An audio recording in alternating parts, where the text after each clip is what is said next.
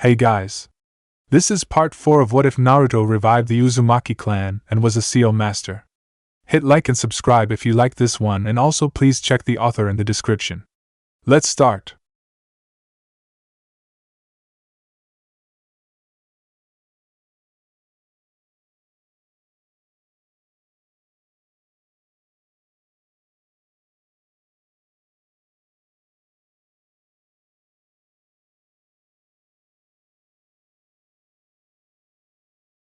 We are paid, that's all. We are God.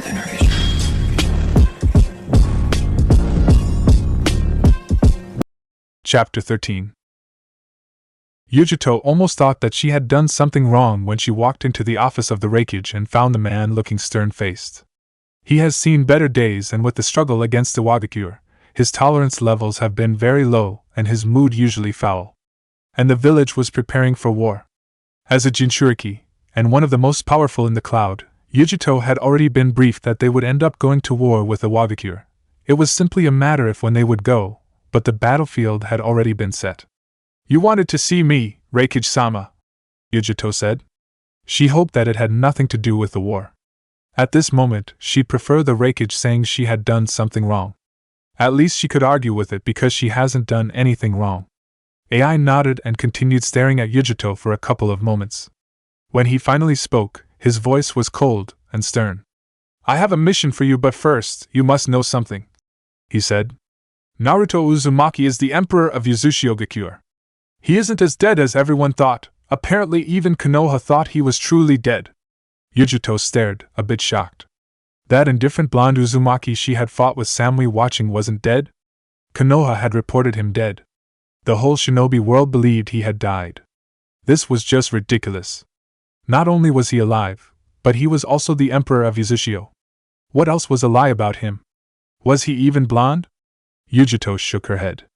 It wasn't like she had anything personal with him anyway, but still, this was shocking revelation. "How?" she asked. AI shook his head. There was clear frustration in his eyes and his tone didn't betray the feeling. "Nobody knows. We don't know anything. When he came here and sparred with you, he was already the emperor, that is certain. But Konoha was fooled like everyone else." That at least gave AI something to smile about. Yujito shook her head. Just unbelievable. That person had appeared before this village wearing a Konoha headband, but really he was Uzumaki at heart, and by blood. It was almost laughable, the situation that is. He truly knew the art of deception. But then again, he had shown that he was indeed Uzumaki with what he wore. He hadn't hidden it from anyone and proudly declared his love for his clan. But who could have thought that things would end up like this? Well, she had been told before that she would end up fighting him, if he became an enemy. "What is my mission, Raikage-sama? We still don't know anything valuable about Uzumaki's military strength because they have kept a tight ship," AI said with a deep frown on his lips. He hadn't tried as hard as he should have tried. There was no excuse. He just thought, what could a village of few that had nearly seen extinction do? He has received his answer. There was indeed something happening in the whirlpools, and he had to know before deciding if he should put on hold his troubles with Inoki to crush the village. One thing was certain though, after crushing Uzumaki, he would be heading straight to war with the Wagakure. He was ready for it. They had held it off for too long. Perhaps even now with Uzumaki involved, Konoha would involve itself. But the wave country is deeply connected with Uzumaki. Anything that goes to the island passes through the wave. You are going to infiltrate the wave and kidnap its leader. You won't do the deed yourself, but a squad of special corps will handle it. Yujito processed the words within seconds before asking. "You want me to act as a diversion for the real attack?" AI nodded his head. "Yes, that is your mission. You will receive a signal once they have captured the leader, and then you can return. Any chance of encountering him?" "There is the possibility," AI said in a firm tone. "This is why I am sending you. I can't trust anyone with the mission. The wave doesn't have shinobi to protect it, and even if Uzumaki reacts, it will only move to stop your attack and not the real attack." Yujito was slightly nervous now, but she didn't show it. The Raikage expected her to fight an entire village if she came across Uzumaki. It would not be pretty. At least he wasn't sending her alone. So it should be fine. Still, she didn't want to face Naruto. He was no weak person, and fighting him would leave her with a less chance of succeeding, and if she lost, he could capture her. She shook her head. She shouldn't be thinking about such things. How many men are you sending with me? A small group of 50. It should do enough to test things out with the wave even. But our objective is the wave's leader. If we get him, we have access to Uzushio. I said. If you are losing, retreat. She will be offering communications from a safe distance. I will be careful, Reikage-sama. Yujito saluted. When do I leave? Tomorrow morning. Yandame Reikage. Uzushio Gakure Naruto was sitting on his throne, eyes staring at the letter from Kuratsuchi. It was an invitation to a friend. He snorted at the thought. She was such a devious woman. She was using friend because he had used it. Even if she was his friend, she was still planning to stab him in the back when they meet where they first met. He was going to accept her invitation. He had predicted that something like this would occur the moment he returned from the dead as Yuzu's emperor. Without thinking deeply about the issue, Naruto burnt the letter and closed his eyes before resting his head on the palm of his right hand. Everything was moving together now. He was going to be fighting soon. Uzushio would have enemies and the world would be looking at him. How long has he waited for this moment to come? For this time to finally grace him? His existence would no longer be ignored and the Uzumaki would rise from the ashes to become a great nation. No one was going to stop it. No one was going to stand in the way. All threats and enemies would be dealt with. Whether death or locked up in a prison cell, it didn't matter, as long as they were out of the picture. While he was thinking, Naori appeared from thin air and leaned over to his ear. Naruto didn't open his eyes as he listened to the man. Kumogakure is moving, Your Majesty. We are not sure what their target is, but they are moving and led by Yujito, the Nibi's Jinchuriki. It looked like he was going to get some workout soon. He had missed a good battle to death, and he was going to get it. Kumo has always been aggressive, and the Reikage isn't subtle like Inoki. Do you think they are actually trying to come to us? Naruto shook his head slightly. He still did not open his eyes as he responded. No, he said. The wave. Naori frowned slightly. The Akatsuki won't arrive in time to stop the attack from Kumogakure. We don't need the Akatsuki now, Naruto said calmly. We left the wave without shinobi for this purpose. It doesn't have anyone defending it. But we will do it. How big is the force? It's a small group of shinobi. Naruto was silent for a moment as he thought about the detail Naori had given him. They are definitely targeting the wave. Perhaps in an attempt to draw us out as well. But this plays out better for us, he said. Are you thinking of capturing the Jinchuriki? Naruto nodded. Go call Gurin and Yoshino. He paused, thinking for a moment. And summon Narihiro for me. Yes, Your Majesty. Naori saluted before disappearing without a trace. Kumogakure was making a move and Iwagakure as well. It was a perfect moment to rejoice when things fell into places. It was a pity that he would have to end up locking up Yujito in a cell, but it had to be done and it would surely invite Kumo's anger. But it couldn't be helped, not when the village was attacking them and this was war. Yujito was a great asset to Kumo's military strength. Her absence damages them, but not so much that they would think of stopping war efforts. It was just less problems for Uzushio Gakure. He just hoped that nothing went wrong. With the likes of Zetsu lurking in the shadows, you could never know what would happen. But he would be on guard. He would not allow things to turn upside down because of a nuisance that had other plans. When he sensed chakra signatures before him, Naruto's eyes slightly opened. His posture did not change. Naori was standing right beside him. Yes, he and Naoki were his true guards, but because of their other skills, he used them for something else. Besides, he didn't need to be guarded. You summoned us, Your Majesty, Yoshino said. He was on his knees along with Gurin and Narihiro. As we speak, Kumogakure is marching towards the wave country. This is a declaration of war from the cloud, and we shall treat them in such a manner. We are already at war. We have been at war with them since they defiled this land and laid waste to our home. Naruto's tone was of authority, and there was not a trace of emotion in it. Gurin swallowed hard, looking at those eyes that displayed power. He was in the mood. Those eyes of his eyes demanded nothing but respect. She wondered how Naori could be still next to him without flinching. She was always uncomfortable whenever he was like this. Yoshino seemed to sense it because the moment he arrived, he immediately went to his knees. He normally didn't do so. Naruto could laugh and tolerate many things. But he could still be a frightening person when he wanted to be. When he wanted to remind you that he was the emperor, he did it in a way that satisfied you. I will take the front lines to defend our interests. Yoshino, your duty is to ensure that this village is safe while I am battling the enemy. We don't know what might happen while I am away. For all we know, this could be a diversion. His eyes then went towards Gyurin. You know what you have to do in the wave, Gyurin. Hi. Gyurin quickly saluted. Narihiro, you will join me in case Yujito decides to transform into her Bijou form. For now, I have no interest in fighting a fully transformed Jinchuriki. Naruto said in calm tone. But you will not fight. I will do everything myself. Permission to speak, Your Majesty. Yoshino said, looking up at Naruto. Are you offering a different way to dealing with this situation? Naruto asked. Hi. Request denied. Naruto said in a stern tone. He then lifted his left hand, telling them to stand up. Naoki brought me a message from Iwagakure. Kuratsuchi wants to see me in Tanzaku no Gai within a week. Yoshino didn't complain about his request being rejected like that. It had happened at times. Sometimes you didn't get everything that you wanted. Then things are proceeding as His Majesty planned, he said with a smile. Naruto shared the smile while nodding slowly. I must buy Jiraiya a bottle of sake for presenting me with the opportunity. Had I not met her earlier, we wouldn't have been having this wonderful chance. Indeed, Yoshino said with a nod. I will find one of our best bottles and send it to him. Gyurin blinked with confusion. She didn't follow the conversation, but at least the atmosphere was now light. Am I missing something? What is going to happen with the meeting? Kuratsuchi will most likely try to kill His Majesty if she sees a chance. Yoshino said calmly. Both Kumo and IWA have thrown their dices and they will lose this round. Gyurin shook her head. She shouldn't even be surprised that these people didn't care that someone was planning to kill Naruto. He was still going to see her even knowing the risks. With what they were saying, it was likely that certain things had been manipulated for Kuratsuchi to even think of inviting him. Are you going to kill her? Naruto shook his head.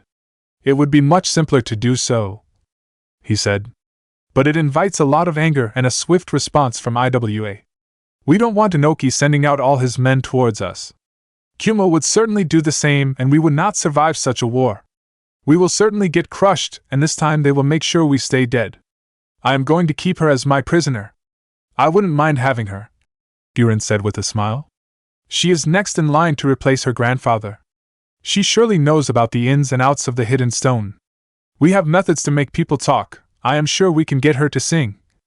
I'm quite certain you are just thinking of enjoying torturing her, Naruto said with a shake of his head. She will be a spoil of war and an attempt on your life is an unforgivable sin, Gyurin said in a firm tone. She tried and failed to hide her smile. You sadistic woman. Naruto stared for a moment. We cannot forgive anyone who does attempt to assassinate me, can we? Even if we are responsible for it. We cannot forgive, Narihiro said. It isn't like she will be compelled to do anything. Fine then. Gyurin, if she does try to kill me, you can make her talk. But I want her to live and she must remain intact, Naruto said in a cold tone. You may leave. He straightened himself after Gyurin and Narihiro left. Yoshino remained behind and stared at Naruto. I received a letter signed by both the Kazekage and the Godaime Hokage. Naruto raised an eyebrow. And? Temari-san is coming to this village for a diplomatic mission along with personal reasons. Are you assuming for the latter or was it in the letter as well? I was assuming, Yoshino said. Your Majesty, you are not forgetting the laws that you helped draft for the clan, are you? Naruto frowned. No, he said. The clan laws are absolute, but I am still the emperor. I have some leeway because my word is law. However, when it comes to protecting our blood, there will be no compromise, but it still doesn't mean that I can have a relationship with her. I am just reminding you of the limits, Yoshino said. Temari cannot live here, even it improves diplomatic ties with the hidden sand. I know, Naruto said. Then where are you? I have found someone, but I want to get this chapter over with before anything else, Yoshino said. Should I engage in the diplomatic ties? Just open communication lines, but we are not taking any of them as allies, especially not Konoha. It would be an insult to our pain to take Konoha as a close ally once more, Naruto said with a shake of his head. Once we have established ourselves, we can open those other lines. For now, We gain nothing from Suna or Konoha. Understood, Your Majesty, Yoshino said. 2 days later, Fire Nation Yujito watched the Great Bridge of Naruto from a distance with a small frown on her lips. The people who were supposed to head to the wave had already gone in. It wasn't that difficult to enter the country since it wasn't closed to people from outside. Well, given that it was a nation that survived on business, it could not afford to have gates that were locked. Merchants were always coming in and out of the nation on a daily basis. Her reason for frowning was the lack of resistance. She wasn't disappointed, she was nervous. There was a reason a notoriously closed village like Uzushio would keep the wave unprotected like this. She didn't even know what would await her the moment they entered the nation. But because they had been a small group moving secretly, they had managed to avoid encountering shinobi from the Hidden Leaf or any nation. But still, they were too close for comfort. She had expected Yuzu to know they were coming. But there was nothing to suggest that the village was ready to meet them. Yujito looked down from a tree as he appeared from scouting near the bridge. She had given him the mission to check for traps and any shinobi that might be lying in wait for them the moment they start walking on the bridge. How is the security? Yujito asked quietly. There is nothing, she said with a frown. It's empty. There is no one nearby and there are no traps. We are certainly being invited to come in. Yujito looked away from the Jonin and turned her eyes towards the bridge for a moment before speaking. It is looking more likely that they have a trap waiting for us in the village. Likely, she said. But I didn't sense anything. You can send someone to scout the area? We have already done it, and there was nothing to see, Yujito said with a slight shake of her head. There was nothing. They only saw civilians. I thought they were perhaps hiding, that is why I sent you. At least Naruto wasn't around, she didn't have to face him. If he was around, she would have sensed him. The blonde had massive reserves that just could not be hidden away. Although his absence from the path increased the chances of success, it still didn't make her comfortable. There were still many questions that she had to answer, and she didn't have the damn answers. She wouldn't even get an idea unless she marches forward, which was a greater risk, but she would still have to take it because there was no other way around. It is something that is unnerving, but we can't back out now. Yujito smiled towards C. I didn't know we had that option, she said. We have orders and we must follow them regardless. They could not go back and say that it was too dangerous. It would be a failure on their part, and if the others learned of this, the cloud would become a laughing stock with the rest of the great nations. C nodded in agreement to those words. You just have to be careful once you get in. If anything comes up, I will send a message for you to pull out. Don't forget that Ai-sama said we can't afford to lose you. Yujito knew that she was going to be careful. Being reckless wouldn't do her any good, it would cost her. I trust you will keep your eyes and senses open, Yujito said before jumping down. I will. Yujito nodded. Let's move out, she said while holding out a hand signal. The shinobi hidden within trees flashed around her, and they began to move ahead towards the bridge. She didn't have a good feeling about this, but he still didn't say anything. He hadn't had a good feeling about the whole mission. Whether it was wrong or right was irrelevant. But if Uzushio turns out to be the enemy, their actions would be justified. Either way, he was just a shinobi who had to follow orders of the Raikage. He jumped onto a tree branch and checked the earpiece on his right ear. He then hid his presence smartly before settling down. The second he relaxed, his body tensed as two figures suddenly appeared out of nowhere, flanking both his sides. He could not sense anything from them. It was impossible, but he couldn't sense their chakra. They are suddenly moving, Naori said to Naoki. Indeed they are, Naoki said before smiling. How long do you think it will take for His Majesty to finish this? Depends on his mood, Naori said, eyes firmly by the bridge. Naoki nodded to this. If the Emperor wanted to enjoy the battle, he would prolong it, as long as the opponent was worth it. If not, he wouldn't waste time playing around. Then it is going to be short. He didn't even put on his armor. Naori nodded before. Then let us enjoy the show, he said. C's body was tense. There was no escaping these two. They had appeared as if they were not paying attention to him, but he could feel it, any wrong move from him and he would drop down to the ground dead. They must have obviously been watching them since they arrived here. It also meant that the wave was fully prepared to handle the danger. Do you think His Majesty will be pleased that we announced our presence to the enemy? Naoki asked. Are you planning on telling him? You could always forget to tell him, Naori said. Or we could just kill him, he said, eyeing C. Seeing C's tension increase, Naoki laughed. Don't worry, we just came to keep you company. We have orders not to interfere with anything, even if that means allowing the enemy to flee. C narrowed his eyes. How generous of you, he said. You may as well just talk about what is going to happen and pretend I am not here. Naoki laughed. At least you have a sense of humor, he said. We don't know what is going to happen, that is why we watching with you. Great Naruto Bridge Yujito's movements came to a halt when she sensed something. The men with followed her lead and halted without question. They too had sensed an overwhelming presence heading towards them. Further ahead, Yujito could see it. She could see Naruto slowly walking towards them. She frowned. He looked rather menacing. At least he wasn't wearing his armor. Perhaps he wasn't here for battle. She doubted it though. Uzumaki was notoriously merciless. She was ready for him. It was undesirable, but she was ready for him. She had battled him before and she could do it again, and perhaps this time around, it won't end prematurely, she will win. No, she had to win. I was honestly not expecting for you to come here, Yujito said with a small smile on her lips. Really? Naruto said, still continuing with his movements. You are here to attack my nation, shouldn't I step in to stop the attack from happening? It was only natural. Even she would be stepping up to protect anyone who is trying to attack Kumogakure. Even so, I thought that perhaps you'd be occupied with other things. There is nothing here, Naruto said with a shake of his head.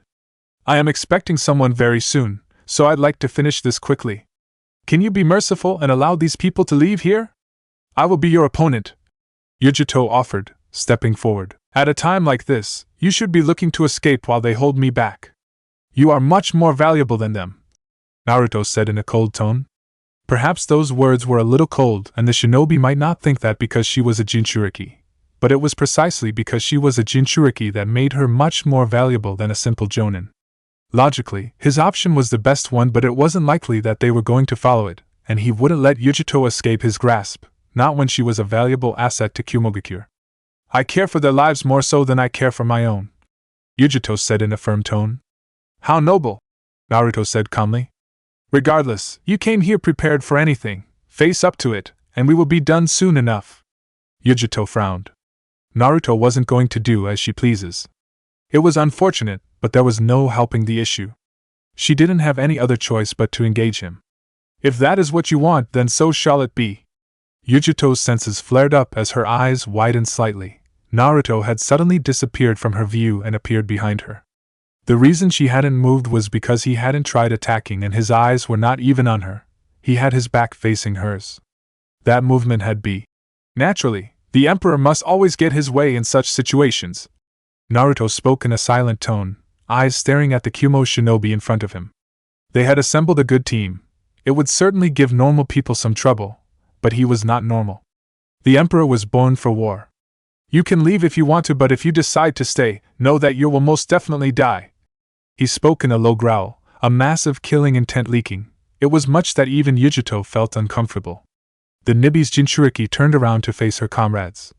If you want to leave, you can leave. He is also a Jinchuriki. I can handle him. One of them shook his head. We cannot run away from the battle, the man who stepped up said in a stern tone. This wasn't their mission, but the Reikage would certainly not forgive them if they went back having abandoned Yujito. There was war coming soon with the Wagakure. Kumogakure needed her power. They could not lose her now. Yujito understood. She would love for them to leave, but she also knew that their other mission was already taking place. Yet, with everything going around, she could not afford to fall in the enemy hands. They were probably most worried about their lives. But regardless, Yujito could not allow herself to fall into enemy hands. This is going to be dangerous, but I am not taking things easy with you, Yujito said before jumping into the air. While still airborne, she transformed into her Bija form and crashed into the bridge. Her massive form shook the bridge. Naruto eyed the woman for a moment before shaking his head. He could not fight her at this place. The bridge would only get destroyed. It would be irresponsible for him to destroy this vital piece of infrastructure for the Wave Country and Uzumaki. He could not allow her to go on a rampage. He held out his right hand and made some hand motions. A second later, Naruhiro appeared into the bridge just behind Yujito. Adamantine ceiling chakra chains, The Uzumaki summoned the adamantine chakra chains from his body and they burst through in speed before wrapping themselves around Yujito. The Jinchuriki cursed when she felt the binds were too tight, that she couldn't move once they had gotten held of her. She tried struggling to break free, but the chains would not budge. She felt herself losing power as the chains suppressed the Nibi's chakra. She cursed silently. Was it that simple to deal with her? They just had to summon those damn chains and it was over with. Yujito wondered as she fell onto the ground, the chains still binding her. It was ridiculous to think that it would take just one person sneaking in from behind to subdue her. Perhaps this was what made the Uzumaki a bit more dangerous for a Jinchuriki. You certainly don't want to fight someone like them. As she struggled with her binds, Yujito glared at the man holding her down. He merely smiled, apologetically. It made Yujito feel the urge to curse him. I would not have preferred to end things this way, but if the place was right, His Majesty would have fought you. Yujito had forgotten that she was on a bridge. She should have realized that he wouldn't want this bridge to be destroyed. Having transformed, she would have wasted it. But last time she faced him, he had said collateral damage could not be avoided at times. You seem rather kind, Yujito noted from his tone. So it seems, Naruhiro merely said without offering his thoughts. Naruto glanced at Yujito for a moment and then Naruhiro, telling him to keep her like that. He was now going to lay waste to the people that she came with. With Guren, the guards stationed at the leader's tower were just mere chunin. They hadn't put up much of fight to the Kumogakure shinobi. So far, they hadn't met any other cautious situation. The intel had been right. This was truly a civilian nation and Yuzashio didn't seem to have any desire to change it. It certainly had the potential to have its own shinobi with how its economy was growing. Do you think Yuzashio keeps things this way just to make sure that the wave continues to rely on it? One of the Kumo shinobi asked as they silently moved towards the office where their target was located. Most probably, the other responded. The last leader met an unfortunate incident. It also seems that there is always a change in the leaders. I heard that Konoha's Black Orbs once apprehended the leader and tried to extract information from him.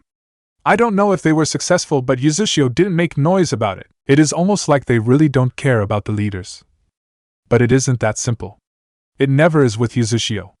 But at least intel was right this time. They came to a halt as they sensed Yujito's transformation. I guess they are busy on that side. We should move ahead. They both nodded before checking their henges for a moment. They had arrived at the door of their target. Seeing that the masks were still firm, they knocked at the door. Come in. And they did walk into the office.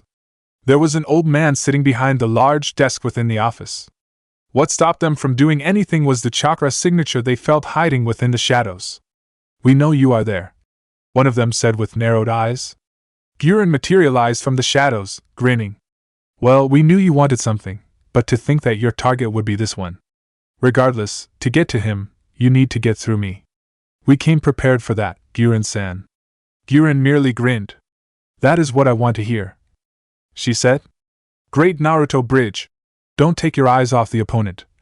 Akumo Jonin said to Naruto as he flashed in front of the blonde, lunging forward with his right fist pushing the airwaves, heading straight towards Naruto's face. Didn't they teach you that at the academy, your majesty? Another said mockingly while his feet danced as he twisted around, a sword strike directed towards Naruto's neck.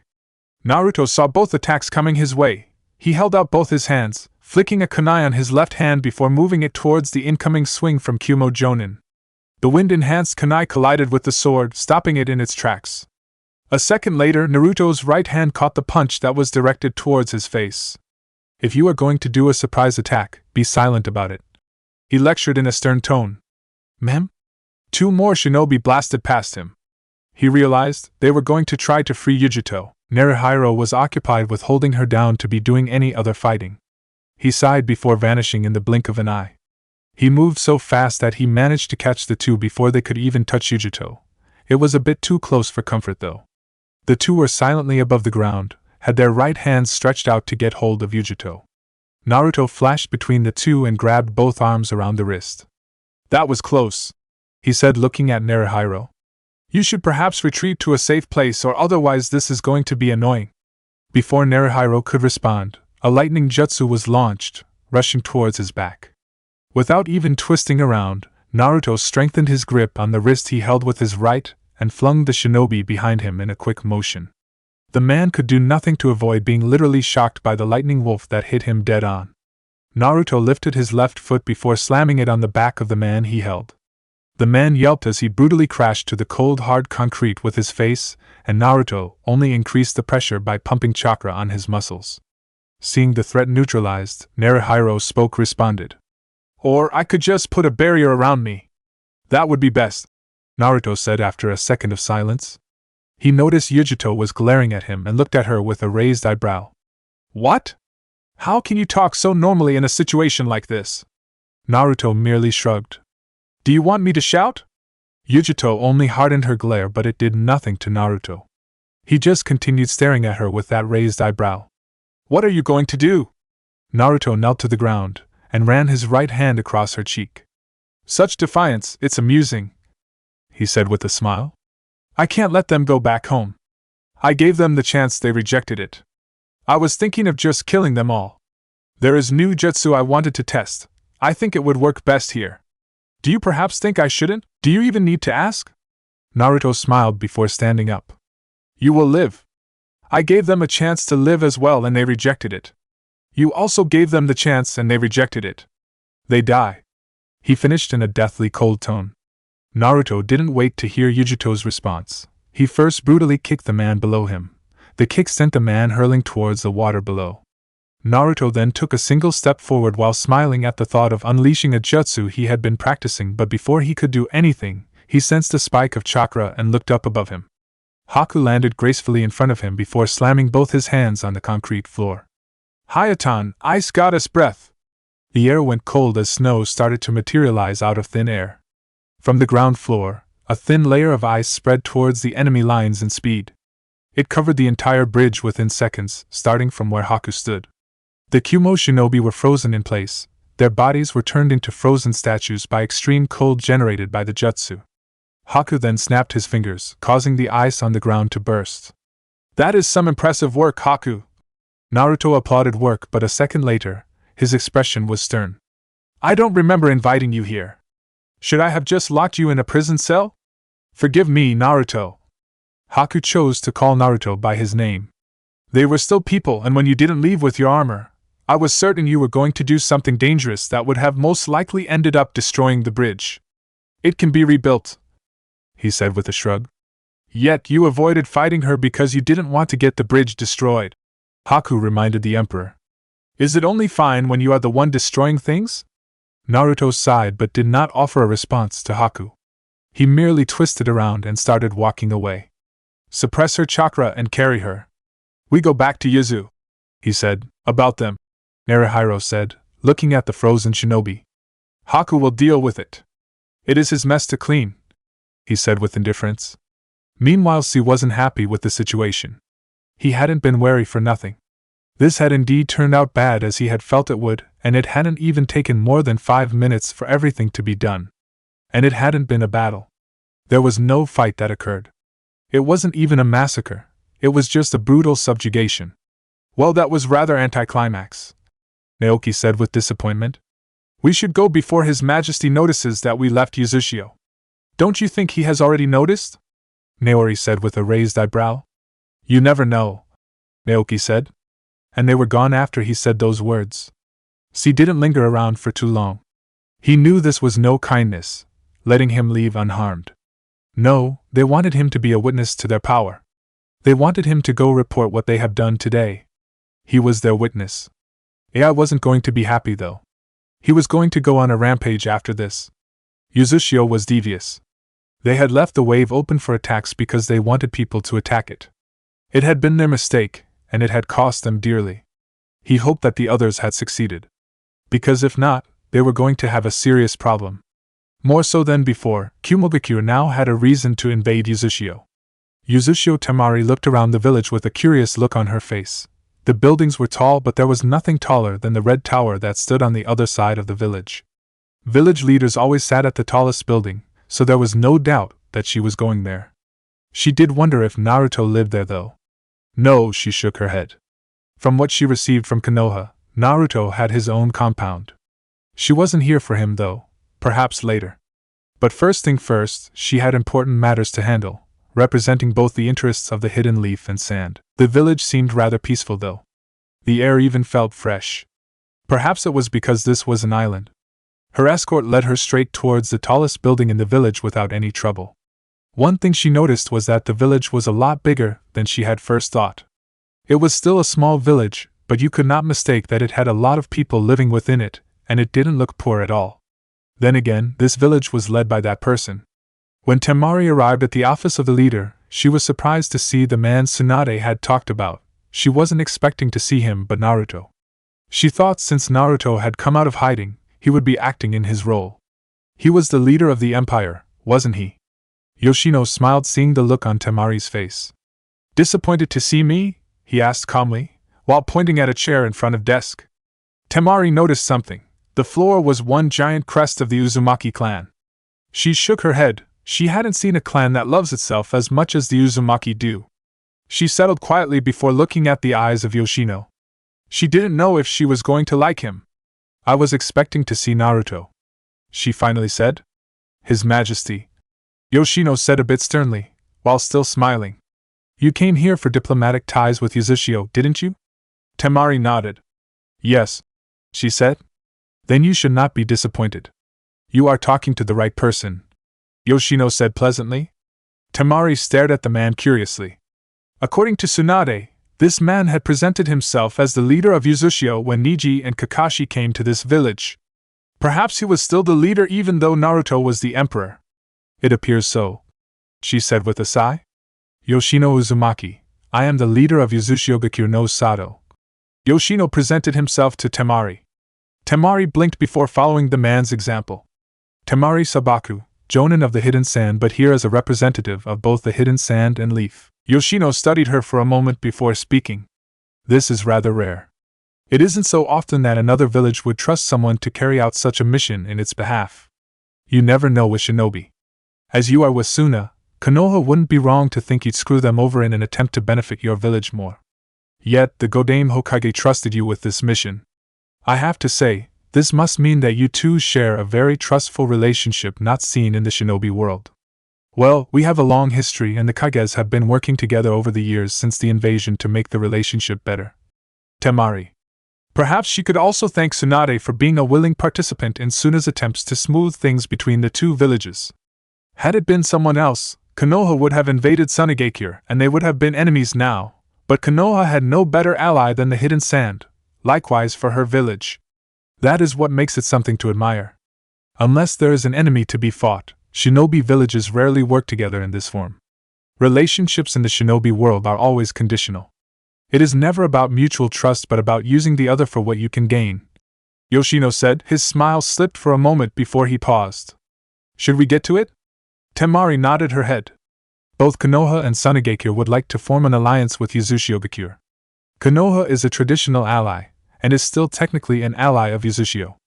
We want to reaffirm this relationship for a better tomorrow. Both villages have no problem with the Uzumaki and would be willing to back it in case both Kumo and Iwagakure attack. Yoshino shook his head. Given the current situation, that is no longer a question, those two will attack us. Is Konoha offering its services?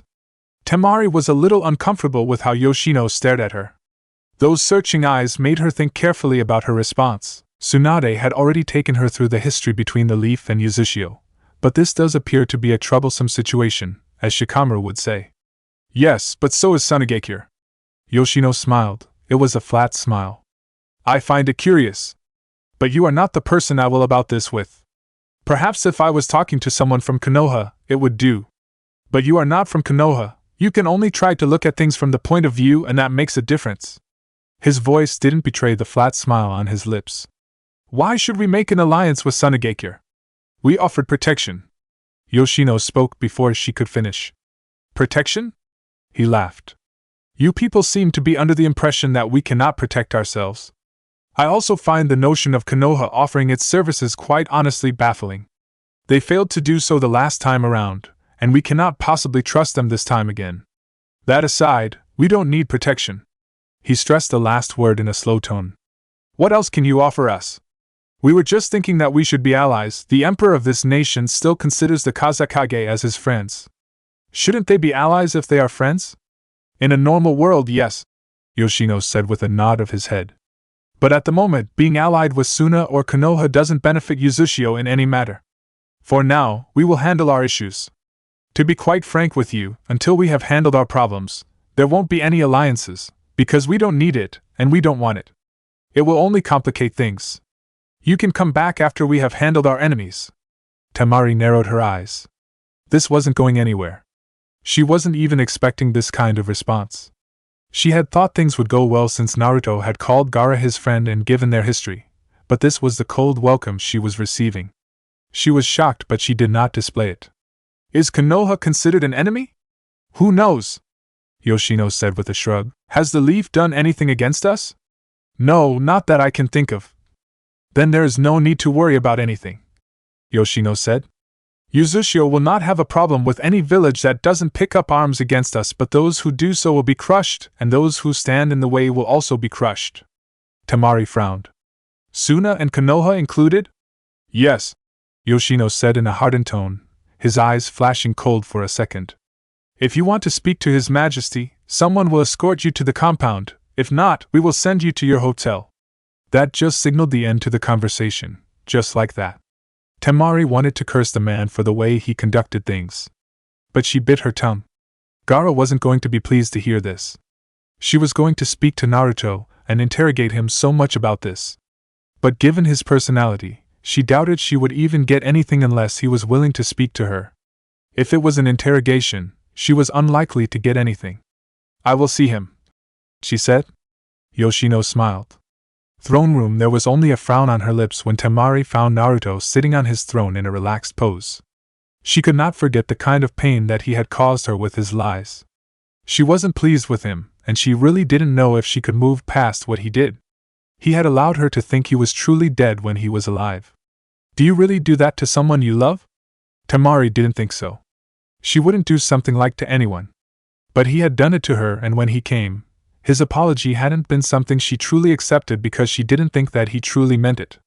It was likely that if the situation was upon them once more, he would repeat his performance, and that troubled her. She sighed tiredly, and shook off her thoughts before bowing slightly. Your Majesty, she addressed him before looking up to his eyes. Naruto had an amused look on his face. It doesn't feel right coming from you, Temari, he said, his amusement clearly evident in the tone of his voice. Well, aren't you His Majesty? Temari asked calmly, keeping an expressionless mask on her face. I am, Naruto said with a small nod of his head. But last time I was before you, you still called me Naruto. I would be okay if you still call me as such. Nothing has changed in the way I view you, Temari. Nothing had changed, and nothing would ever change. Perhaps some circumstances might change, but he would not change so easily. Last time it hadn't sunk in that you were the Emperor of Uzushio, and I was still mad at what you did and made me experience. The pain of losing someone you love, you don't know what that feels like. But you made me experience that even when there was a choice for you to spare me from the pain, Temari said in a firm tone. I see you're still mad about that, Naruto said, his eyes displaying none of his emotions. But I didn't expect things to go so easy. Admittedly, it is a little troublesome, and if I could just wipe out the memory of your pain, I would do that. It would be much simpler. Temari scoffed. Is that your solution? Make me forget about everything? Naruto stared for a long moment. Those words had come a bit harshly. It wasn't often that someone spoke to him like this. It was a bit refreshing, but because the situation was serious, he resisted the urge to smile. You still need time to think about things. I understand that and will not push you. I was at fault for making you experience the pain, after all. He paused for a moment. How long do you intend to stay? I leave tomorrow morning, Temari said. Why so early? You could stay for a bit, and enjoy what Uzushio has to offer. I could do all that I can to make sure that you enjoy your stay here. Naruto offered with a small smile on his lips. I'm afraid I didn't come here for pleasure, and yours right now isn't the pleasure I would enjoy, Temari said in a stern tone. She wasn't going to budge. Naruto sighed when he realized this. This was truly a troublesome woman. Then again, Temari had always been a strong-willed person with strong opinions. She certainly didn't shy away from voicing her opinions. If you are like this, then Gaara must be very displeased with me. Temari managed a smile, but it was a bitter smile. He is, she said. Had you been just Naruto Uzumaki, I am sure you would not have left Suna unscathed. This time, Naruto didn't hide his amusement. I had a feeling that he did debate about whether he should permit me to see you or not. Well, what has happened has already happened. I can't take it away. You didn't come here for pleasure. For what reason did you come to see me, Temari? I wanted to see if you standing in front of you didn't piss me off, Temari said in a stern tone. And I wanted to ask if those words I received from Yoshino-san are the same words that you would tell me. Naruto tilted his head to the side and stared at Temari with an expressionless look on his face. It made Temari feel uncomfortable just staring at him. A long minute of silence passed before he finally spoke. Most probably, he ended up saying. Will you join me for dinner tonight? Probably, Temari said. It was nice seeing you again, Your Majesty. There was a small, barely noticeable smile on her lips when she said those words. Naruto shared the smile before standing up. He walked towards her in a slow pace. Once he reached her, he spoke. Would you allow me to walk you towards your hotel? He asked carefully. This is your village, Temari said with a shrug, turning away from Naruto. The blonde smiled. You don't have to be sarcastic, he said, following her. I don't fully understand how hurt you were, but liking you was not a lie. I'm not a man of many lies, says the person who lied about his death and played a shinobi of Konoha while he was in fact the emperor of Yuzu. Temari said in a bitter tone. Well, technically, I didn't lie about my death. I did die. I just never told people that I had returned from the dead, Naruto said, smiling. Temari's hands moved towards her fan. She had a frustrated look on her face. If I hit you right now, would your people come after me? Naruto stepped away from the woman, smiling, hands held up. You're still violent, I see, he said. You used to be so fun when flushing and getting some bursts of anger at my moments. That was before you decided to die, Temari shouted. When caught herself from saying anything more when she noticed people staring at them. I was sad. You annoyed me with your perverted comments, but being around you was fun. Naruto was silent for a couple of moments before nodding his head. It was indeed fun, he said. And I really hope we can pick up where we left off. Kumogakure could only breathe a sigh of relief when he finally reached the village gates. He was finally home. It had truly felt like an eternal journey back to the cloud. He hadn't been sure that Yuzushio would not choose to run after him. There was that chance even though those people had chosen to let him go. You could never be sure with shinobi.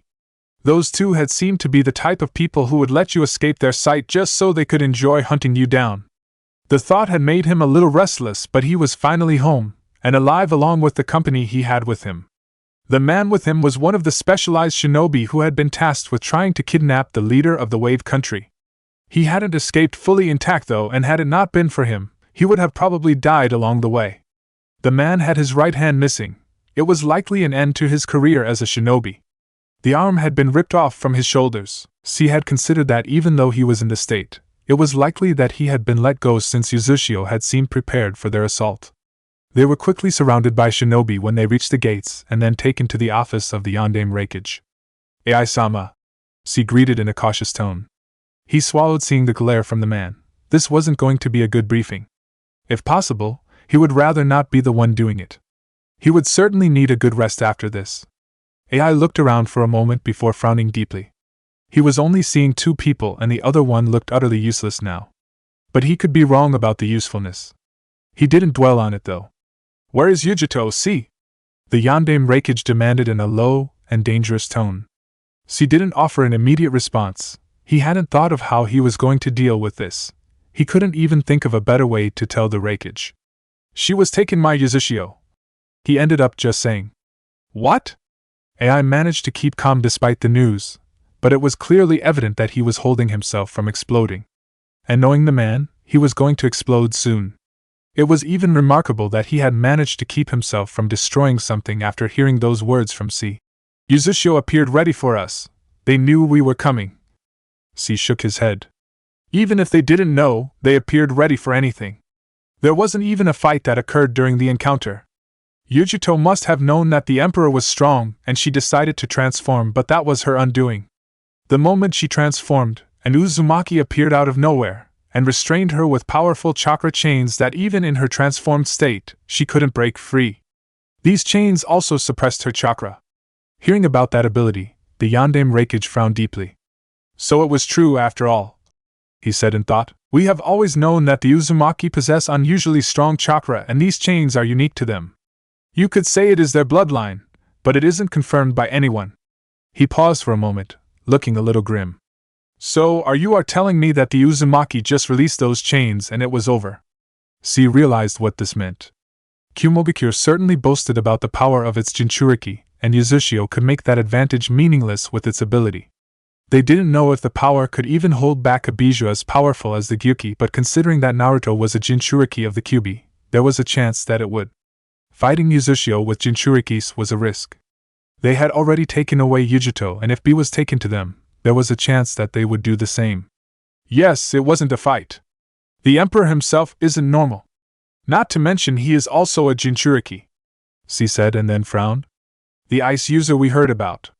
He made an appearance and used a single jutsu to freeze the men. It was apparently to stop the Emperor from using whatever jutsu he wanted to use. AI leaned back to his chair, looking thoughtful. He hadn't thought that this would happen. But now he had more than enough reasons to invade Yuzushio. They were unlikely going to do anything to Yujito if they took her away. It wasn't a bad thing. He didn't think she would be turned against Kumogakure. So he wasn't worried about that. But she would still be needed in the war against Iwagakure. He could get her back. Naruto himself didn't use these chains, right? Yes, she said with a slight nod. Well, hardly surprising considering that he isn't a full-blooded Uzumaki. AI said in a stern tone. He turned towards the other. Then? The shinobi shook his head. They were waiting for us, he said in a bitter tone. AI was silent for a couple of moments before nodding his head. Make sure that Iwagakure hears about this soon enough. They too have Jinchurikis. Once they learn about this, they will do something to protect themselves. We don't have to worry about them turning on us because they really don't want a war with us, for now at least. What about Yujito? Yuzushio will not do anything to her.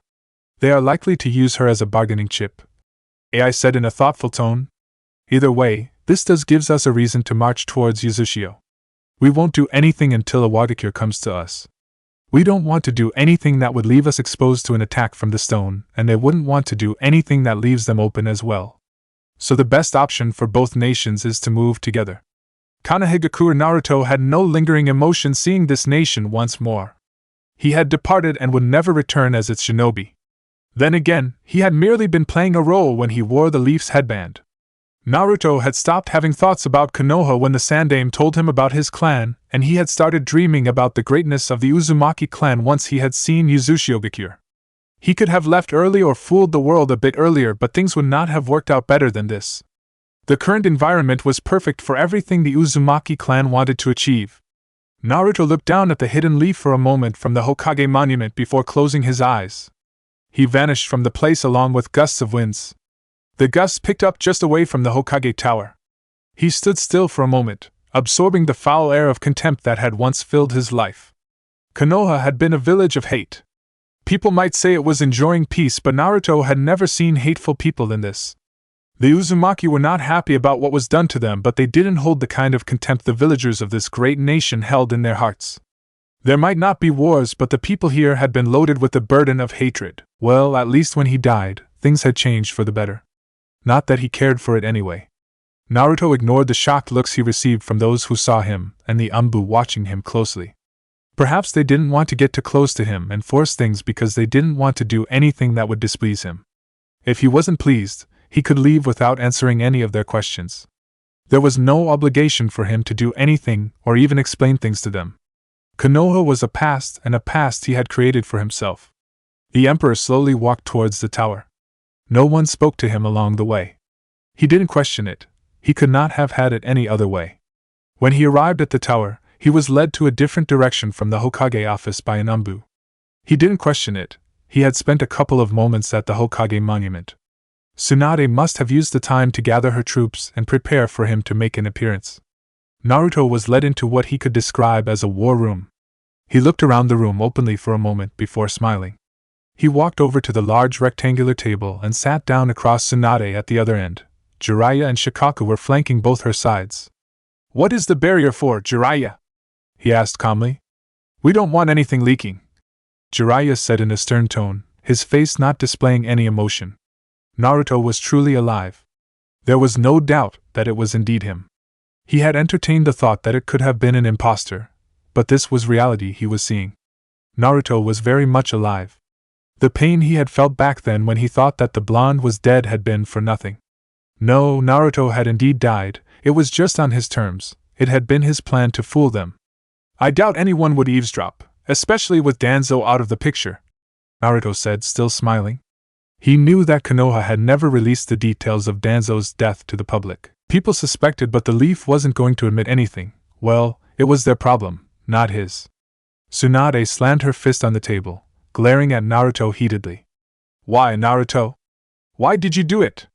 Tsunade demanded in a hardened tone, her killing intent leaking. Naruto kept his smile, and tilted his head to the side. He didn't offer an immediate response. He turned to Jiraiya and asked a question. When we went to Amigakure, and you found out that Nagato's death had been massively exaggerated, what did I say to you? Jiraiya frowned. Something about playing dead as the best way to hide from people. Naruto nodded. There you have your answer, he said to Tsunade. I was just passing by this village. I'm afraid I don't much time to sit with you. Though given this setting, you must have a lot of questions. I am willing to entertain them, but I might not answer unless it is necessary. I would rather avoid unnecessary troubles along the way. Naruto. Shikaku shook his head, a small smile on his lips. Your Majesty, when did you become Yuza's emperor? Since the beginning, Naruto said with a shrug of his shoulders. I see you haven't been able to discover anything. Hiruzen had always been too cautious for his own good. Then again, he was a crafty old man who moved in ways that you wouldn't think of him. You are bringing up the old man. Are you saying that he knew everything? Jiraiya demanded from Naruto. It was ridiculous to think that his sensei would know about something like that and still not do anything to stop Naruto, or even warn them. His sensei would never allow Naruto to leave the village, not under any circumstances. But of course this still does raise the questions of why he went far to hide everything he did with Naruto. I'm not saying that, or maybe I am, Naruto said with indifference. Shikaku knew that Naruto wasn't going to bring any answers to that subject. He was just going to leave them with many questions that would just confuse things. He smiled, thinking that the blonde could have even brought up the Sandame's name simply to change the line of questioning. Perhaps he did that because he wanted to control the flow of conversation. By your response, from the beginning, are you saying that since the reformation of the new Uzushio, you have been emperor? Most probably, Naruto said. I've always disliked dealing with you Naros because of your genius. Having the old man on my back was already a problem for me. Shikaku didn't allow Naruto to lead him astray. He went right back to his line of questioning. This likely started when you went to Uzushio with the Sandame. I doubt he had anything to do with the rise of the Uzumaki. He probably didn't know anything until it was too late, and when he realized that he couldn't do anything, he was forced to make some deals with you. Going with you to Uzushio in secret was probably a way to avoid suspicion from within and outside of the village. Given how things at Yuza ended, any appearance in the land by Konoha would ultimately raise suspicions. How accurate am I? Naruto looked thoughtful for a moment before replying. About, he said with a raised finger. Tsunade shattered the table in anger at the kind of responses Naruto was giving. She tired of them. She could not stand for them anymore. What was the use of coming here if he wasn't going to answer questions about how things went? Listen here, Naruto, she said in a hardened tone. You took your time here in this village, playing a Konoha shinobi for years. I believe you owe us an explanation. What have we even done to you? Both Jiraiya and I have always been trying to help you. Is this how you thank us? Naruto sighed tiredly. I really didn't come here for this nonsense. We have a reality that we must face, and nothing you say to me will change anything I have in mind, he said in a cold tone. Instead of getting emotional, you should be asking me about how discussions with Temari went. I know she hasn't arrived here yet. Seeing that Tsunade was about to explode, Jiraiya started speaking. Nagato, what are you trying to achieve with him? What do you even want, Naruto? I only want the Uzumaki to reign, Naruto said in a calm tone. Have no fears. We have nothing against the Hidden Leaf. I guess you can thank the Sandame Hokage for that. Chapter 14.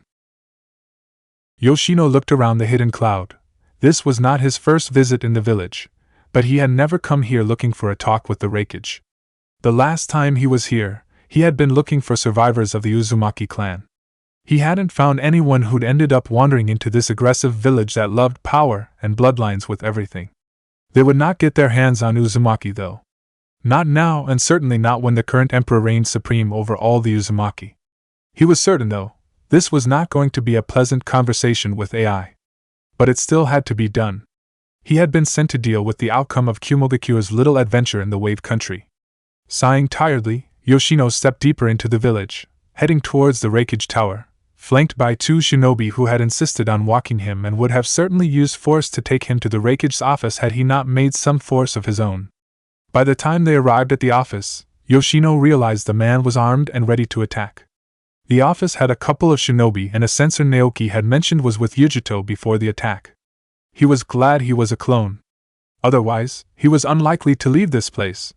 Why had the Emperor sent him when he knew this? He shook his head. Perhaps it was some sadistic sense by the man to make him sweat over this meeting and to entice Kumogakure, as well as have some reasons on why they should be enemies with the Cloud. All moves were usually calculated, unless the reason for doing things was simply convenience. I have been trying to get one of you Uzumaki for some years now. The Yandame Reikage started in a flat tone. I didn't think that you'd actually walk in the village like this. Circumstances forced me to be here, Yoshino said in a quiet tone. My name is Yoshino Uzumaki. I am the leader of Uzumaki.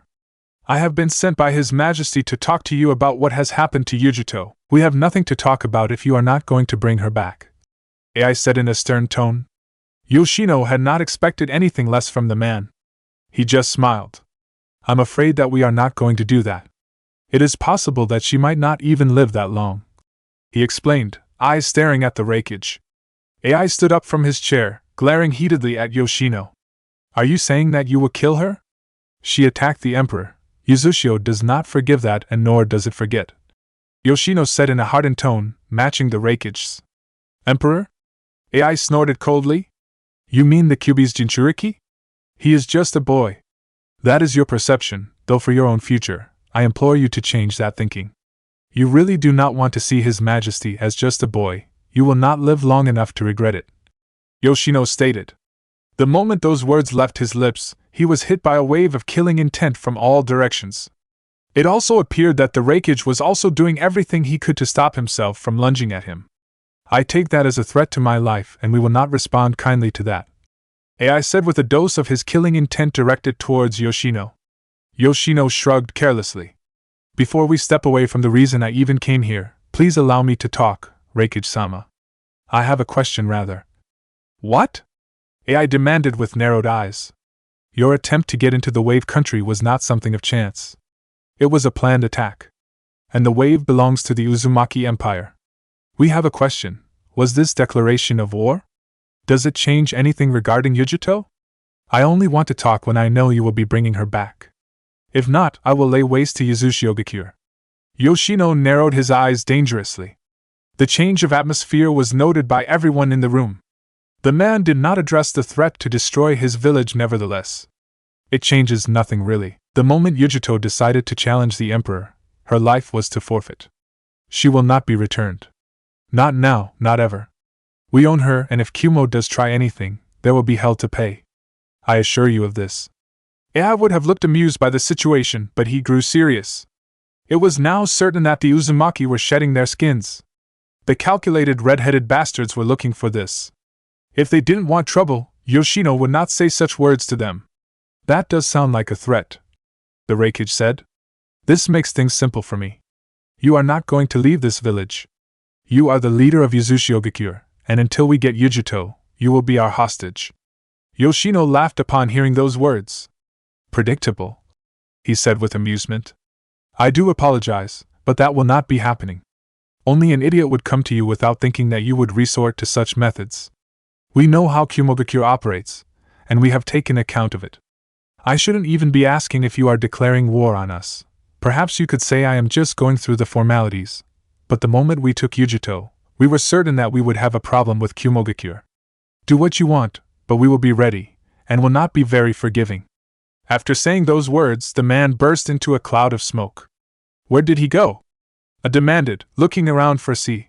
C blinked for a moment, expanding his senses. He shook his head. He should have known. These people were not stupid. He had seen it with those two who sat with him and then just let him go like that. They did not fear Kumogakure, that much was certain.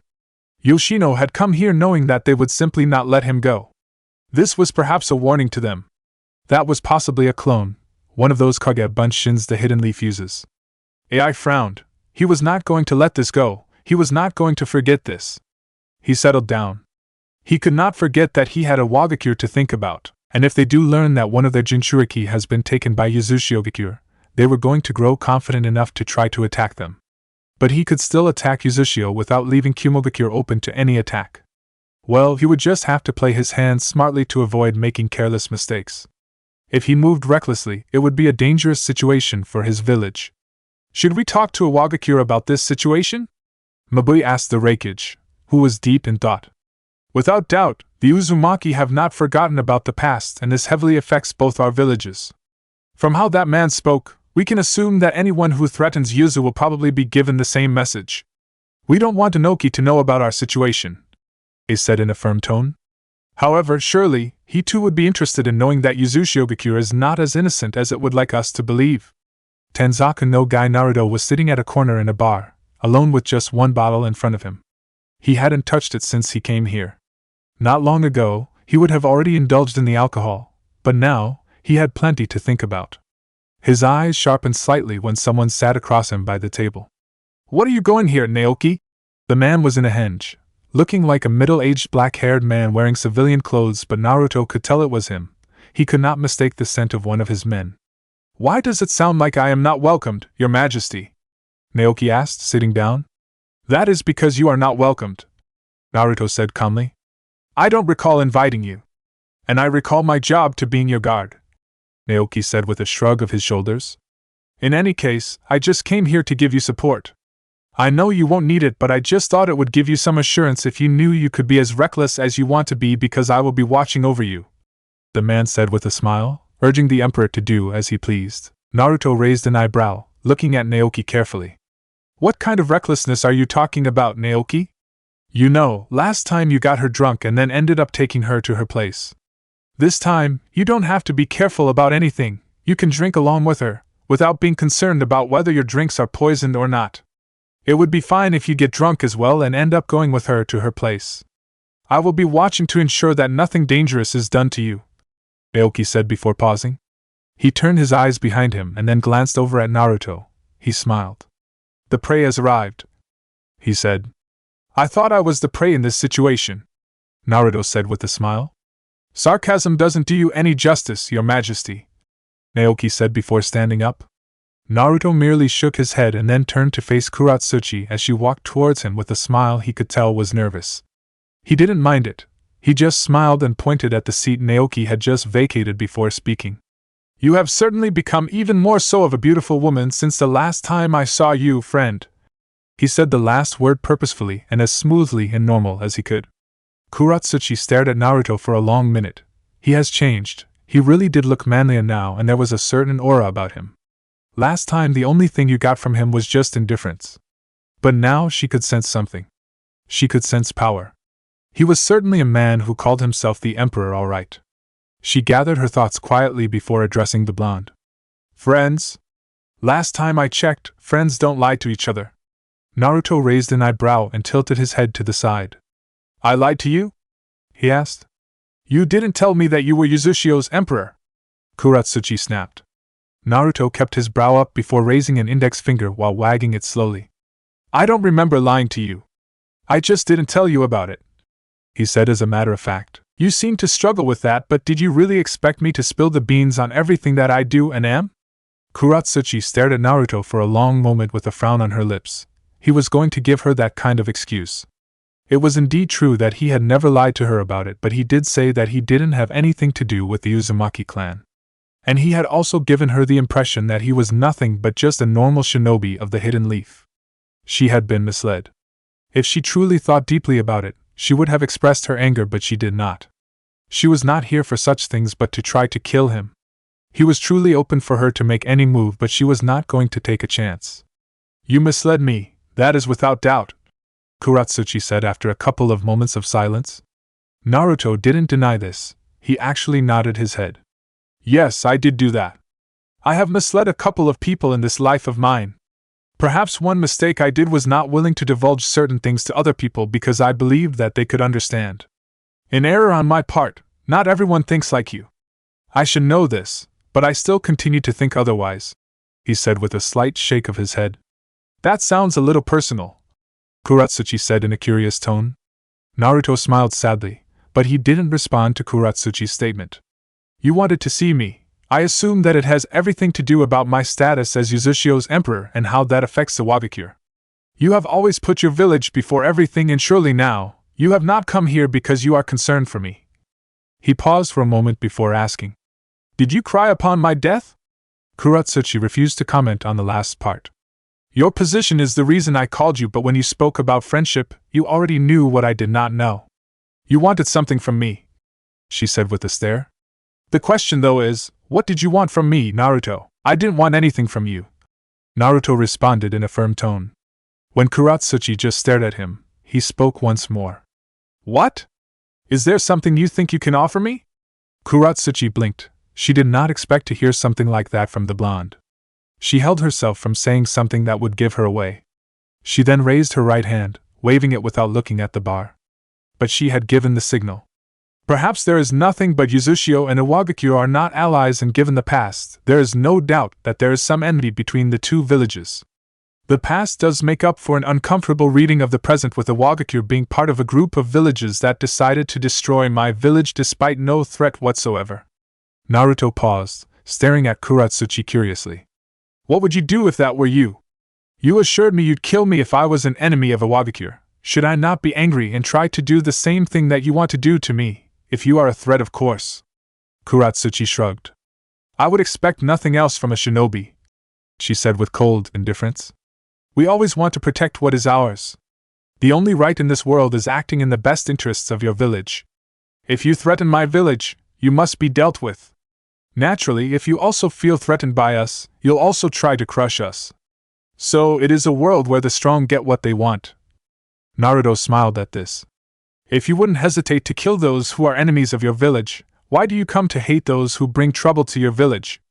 A couple of bottles were brought to them by a barman. Naruto didn't waste time getting into the drinking contest.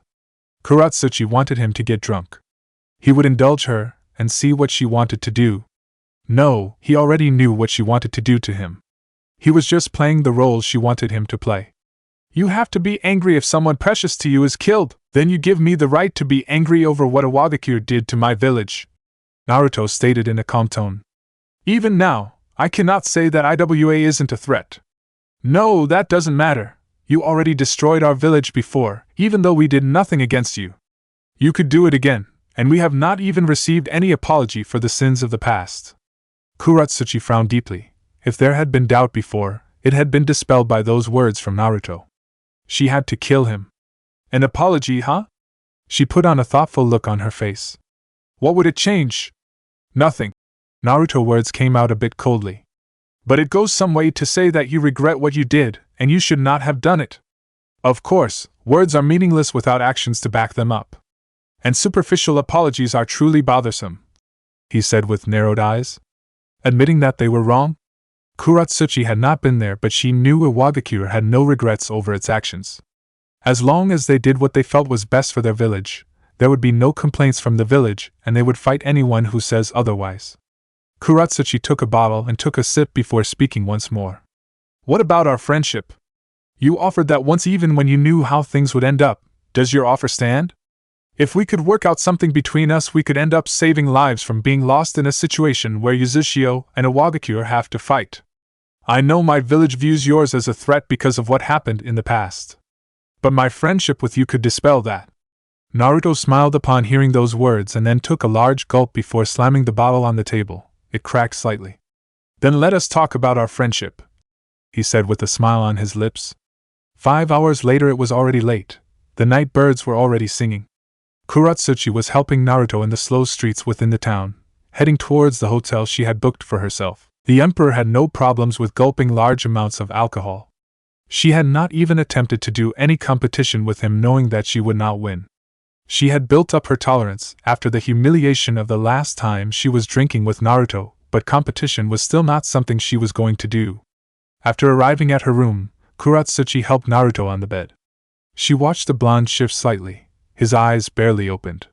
She stared at the blonde for a moment. He really did look out of it and smelled with alcohol. She hadn't thought that things would come to this point so simply. Kuratsuchi smiled. She was getting this done. She was going to kill the Emperor of Uzumaki. Her grandfather was going to be proud. She stepped over the blonde, sat on him gently, and ran her hand over his face. Harmless. It was ludicrous. But she was going to end the Emperor of Uzumaki. This was for the sake of her village. Kuratsuchi allowed a kunai dipped with poison to slip into her fingertips. But she did not stab him immediately. She stared into his face for a long moment. Naruto stirred slightly, and she pressed the kunai on the bed before leaning closer to his face. She hated this part. But she still needed to do it. She had to. Her lips brushed against his. The warmth of her breath seemed to jolt him to life, and he responded to the kiss. Kuratsuchi did not allow it to distract her. Her right hand moved slowly towards the side of his neck. She was going to stab him. She was going to poison him. Even if the stab was not deep, the poison would finish him. Kuratsuchi suddenly halted when she felt a firm hand gripping her right arm. Her heartbeat increased as her eyes snapped towards Naruto's. "You really plan to kill me?" It was Naruto's voice that startled the black-haired kunoichi. She forced herself away from the blonde, jumped away from the bed, but she had left her kunai behind. Naruto got up from the bed and sat up, eyes staring at the kunoichi. "I knew this was your plan and played along for merely convenience." Kuratsuchi frowned deeply, staring at the blonde with cold eyes. "You tricked me into thinking you were drunk." She spat venomously. "Not particularly," Naruto said with a slight shake of his head. "I could have sent a clone to do the drinking for me, but I chose to drink because it was more interesting that way. That aside, I didn't need to catch you in the act so that I would have no guilt over what will happen to you." Those words, it made her realize that she was dealing with a dangerous person. He had surely come here knowing that she wanted to kill him. At this point, she was even starting to think that he had planned for this to happen. She took a step back, readying hand signs in case he made the wrong move. "What do you mean, what will happen to me?" Naruto waved his right hand. "You'll find out about that eventually," he said carelessly. "Naoki," he called. The Uzumaki flashed right behind Kuratsuchi. When she sensed his presence, she could do nothing to stop the chains that had managed to wrap themselves around her. Kuratsuchi felt her heart pound. The emotion she felt was fear. It was not so much as the fate that awaited her, but the person behind her made her afraid, so much more than Naruto. She could not see him, but she sensed him, and her hair stood up. This was not a friend, this was an enemy to be feared. Before she knew it, she could not move. She glared at Naruto, who was staring at her with indifference. "You bastard! My grandfather will not let this pass if you don't let me go. He will destroy Uzushio." Naruto just smiled and walked towards her. "It is much amusing when a rat backed into a corner tries to bark threats," he said in an amused tone. "But don't worry, I expect Inoki to attack, but he shall surely die. It might not be in the first engagement, but it shall surely happen." A realization dawned on Kuratsuchi and she widened her eyes, but before she could say anything, a hand slipped over her mouth. "Given the tension on her body, it appears she has discovered our purpose, Your Majesty," Naoki said with a smile. "Irrelevant," Naruto said with a slight shrug of his shoulders. He placed his right hand on Kuratsuchi's shoulder, and they disappeared in a flash. They appeared inside the throne room. "Take her to meet her new friend and call Yoshino for me," he said, walking towards his throne. "Hi," Naoki said before disappearing along with the bound Kuratsuchi. 3 minutes later, Yoshino appeared in the throne room. He did not get on his knees but walked closer to Naruto before speaking. "Is it done?" Naruto nodded. "We have the required pieces we need to get both Kumogakure and IW8 to make their moves. History will certainly favor us. They attacked us and we had every reason to capture them. Bullies cannot be allowed to do all they want without punishment," he said with a smile. "Our world has a history of only remembering the winners," Yoshino reminded. "That is because they are the ones who write history. In this generation and the next, the Uzumaki will rewrite history and write new chapters to the chronicles of Shinobi," Naruto said in a firm tone. "Take the ship and head to Iwagakure to deliver the message." Yes, Your Majesty. Yoshino said. He turned to leave before twisting around to speak. There is also a certain visitor from the Hidden Leaf who wishes to see you. Naruto tried to figure out who would want to see him from the Hidden, and then when he could not think of a specific name, he asked, "Who?" "Shikamaru Nara," Yoshino said. Given his curious mind, I had kept him away and was planning to send him back to Konoha without even talking to him. But given that he isn't here because the leaf has sent him, I thought you might be interested in seeing him. What damage could be done by seeing him? Nothing much. His Majesty is good at keeping things to himself, and unless you decide to let in on certain things, Shikamaru will not discover anything. However, it is likely that he came here because he has his suspicions on certain things and has come here to confirm," Yoshino said. Naruto was silent for a moment before waving his right hand. "I will indulge him," he said. "Yes, Your Majesty." Yoshino saluted before disappearing from the throne room. It took about 10 minutes for Shikamaru to arrive in the throne, and when he did, Naruto stared at him with an expressionless mask. The Nara had a look that clearly said that this was troublesome, but he could not afford not to be here. "I was surprised when I learned that you were here to see me. I generally got along with you, but we were not friends. That is because you avoided me," Shikamaru said in a measured tone. Naruto simply shrugged. "Then, how might I be of service? I know you are a busy person, and with what is going on around this village, I am certain that there is much for you to do. I do, however, think that there will be major changes to the shinobi world very soon," the Nara said in a stern tone. "I know there will be battles soon, and it will be because the Uzumaki want it to happen. The state of the shinobi world determines just how safe Konoha is. And your duty is Konoha," Naruto said in a flat tone. "You people think in a fundamentally wrong way. That is why you continue to do things in the wrong way. You always think about your village before everything, and disregard all the evil you to others. I will admit that the way shinobi think is flawed, and perhaps it is what results in conflicts being handled through bloodshed battles that only up defining two things, a winner and the loser. But we cannot deny that we think first about what we love the most before anything else. Yet, that does not excuse putting others in danger simply because we want to protect what we love. Perhaps what shinobi lack is the moral sense of what is right and wrong. Perhaps?" Naruto shook his head.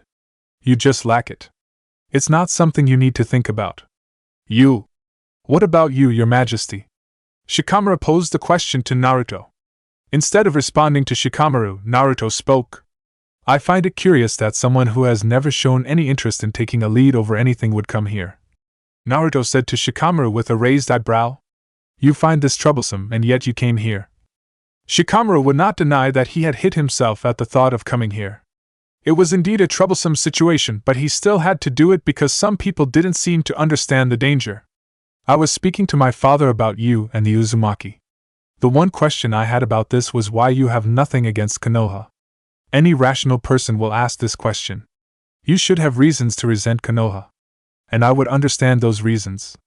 But you'd still try to stop me from doing something." Shikamaru smiled. There was no question about that. He was still a Konoha shinobi, and he could not just watch someone try to destroy it. "The Uzumaki, your childhood. You have every reason, yet why did you tell Konoha that you have nothing against it? It would have been reasonable if I told them that I loathed Konoha, wouldn't it?" Naruto asked. "But at the same time, it would have made me an enemy of the Hidden Leaf. I don't generally think you have a problem with that," Shikamaru said in a firm tone. "But I also think you don't want to face all great nations because you probably wouldn't survive. Even if you do, I doubt this village would remain standing. Even so, the reason I got up is because I see what is going to happen. And I am certain that even if you have said you have nothing against Konoha, you won't hesitate to turn against us if we stand in the way." "Of course," Naruto said. "I have watched you since the academy days. My father understands the situation way better than both Tsunade and Jiraiya-sama seem to grasp. We are both aware of the danger. It is our understanding that you probably made an agreement with the Sandaime Hokage. I think that is why you won't attack the leaf.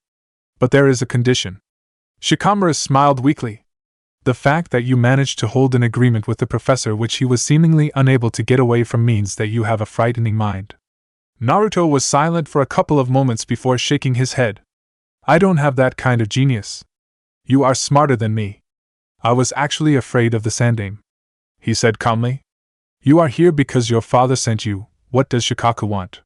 My father thinks you are not going to talk to both the Godame Hokage and Jiraiya-sama about anything because of how close they were to you.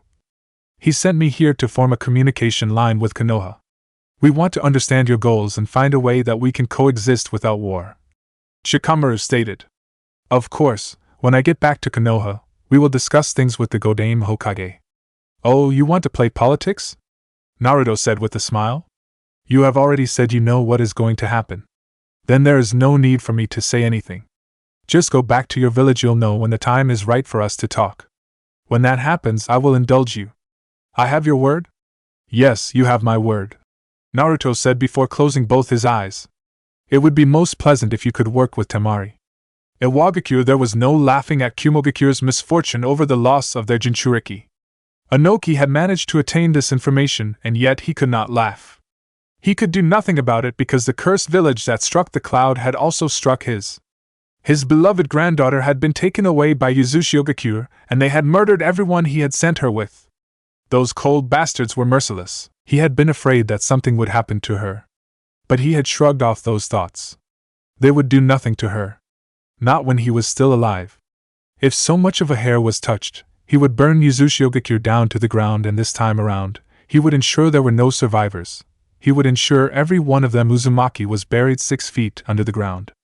The Sandaime Tsuchikage's eyes snapped up when an Uzumaki was brought before him. The man was being manhandled, and yet he had an unconcerned look on his face. It was not the indifferent look of Naruto. This was just a look that infuriated you. I have been waiting for you, Inoki said as he leaned against his chair. My apologies for keeping you waiting, Yoshino said in an apologetic tone. I had other important matters to handle before thinking of coming here. Inoki glared. This was not that important that he could not drop anything. This was infuriating, but he held himself from turning the man into dust. I see you decided to bring your airship with you, but that isn't of concern to me. I imagine you are most concerned about your granddaughter, Yoshino said. Inoki nodded. If you didn't come with her, you are not leaving this office, and even if you leave, just know that until I get her back, Yuzu and everything related to it is not safe from me. I will destroy everything until you give her back. We don't take kindly to threats made to our village, Tsuchikage, Yoshino warned in a dangerous tone. Kuratsuchi may or may not be alive. She attempted to kill our emperor. Such an offense is punished by death. If you want her to live, you will die in her place. For a moment, Inoki laughed at this joke before standing on his chair. He held his hands together. Give me one reason I shouldn't just kill you now. Yuzu has your granddaughter, and we are not afraid to snap her neck, Yoshino said with a snap of his fingers. We will not give her back. She has become a property of Yuzu, and she will remain so until the emperor decides whether she lives or returns home. If you want to fight us over it, you are welcome to do so. You are no longer hiding the fact that you want war, Inoki said in a stern tone. Yuzu Shiogakure will be destroyed. You have already pissed off the cloud. You will face your end. Well, I wouldn't complain either way. Yoshino shook his head. I pity you, he said in a quiet tone. You are very experienced, and yet remain full of yourself. Are you really the same person who had this village enter a ceasefire with Konoha in the last war? You underestimate us. And you will surely pay for it, with your life. Yoshino disappeared in a puff of smoke after saying those words. It is war, Inoki said sternly. But how was he going to go about this? Kumo would surely want to take part in this. Yuzu had taken their Jinchuriki. If IWA attacked, they would take the Jinchuriki for themselves. He had to send a message to the Reikage, and they would talk about this. They would make a plan about dealing with Yuzushio, and deal with it they would. It was indeed a time for war. Yuzushio Gakure Kuratsuchi had a long frown on her lips, bruises over her body, and some blood. She had been beat up a bit, they had said. That sadistic woman had said it was nothing. There would be more pain to come. Kuratsuchi would not say anything about her village. Nothing at all. They could cut off her limbs if they wanted, but she would protect her village against all threats. And these people? She was thrown into a cell with another woman there. She immediately recognized her as the Jinchuriki from Kumogakure. But unlike her, she didn't appear to have been roughed up a bit. She looked perfectly fine. Kuratsuchi took her corner and glanced at Yujito for a moment before staring at her hands. How did things even get to this point? She had been certain that she would kill him, but now she was locked up in a prison cell, and would be a puppet for someone's amusement. If she does manage to escape, she was going to personally mutilate that woman. No, she would get out of here.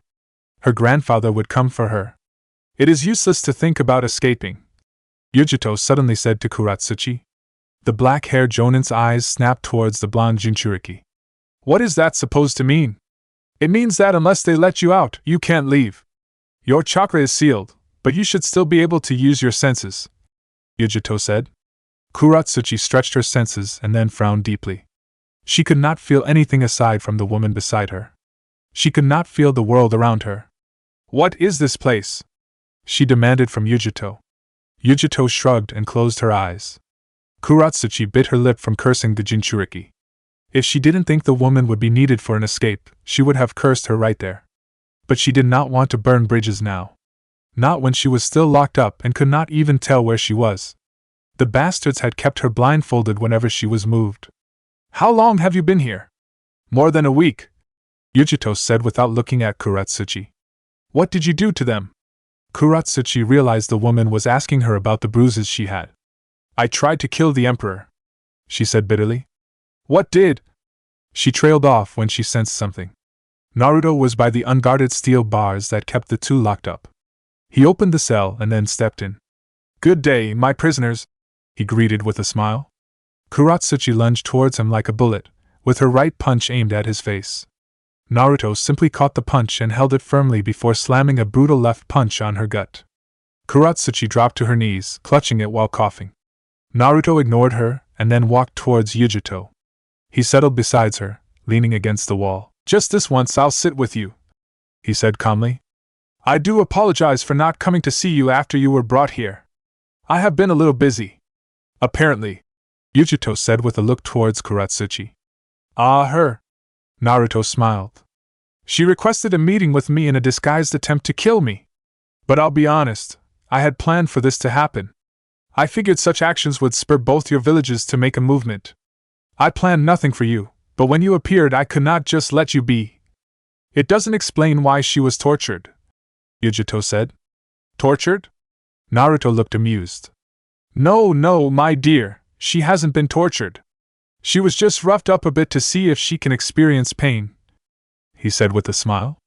Kuratsuchi had to freeze upon hearing those words. She crawled away from the two blondes and then glared at Naruto.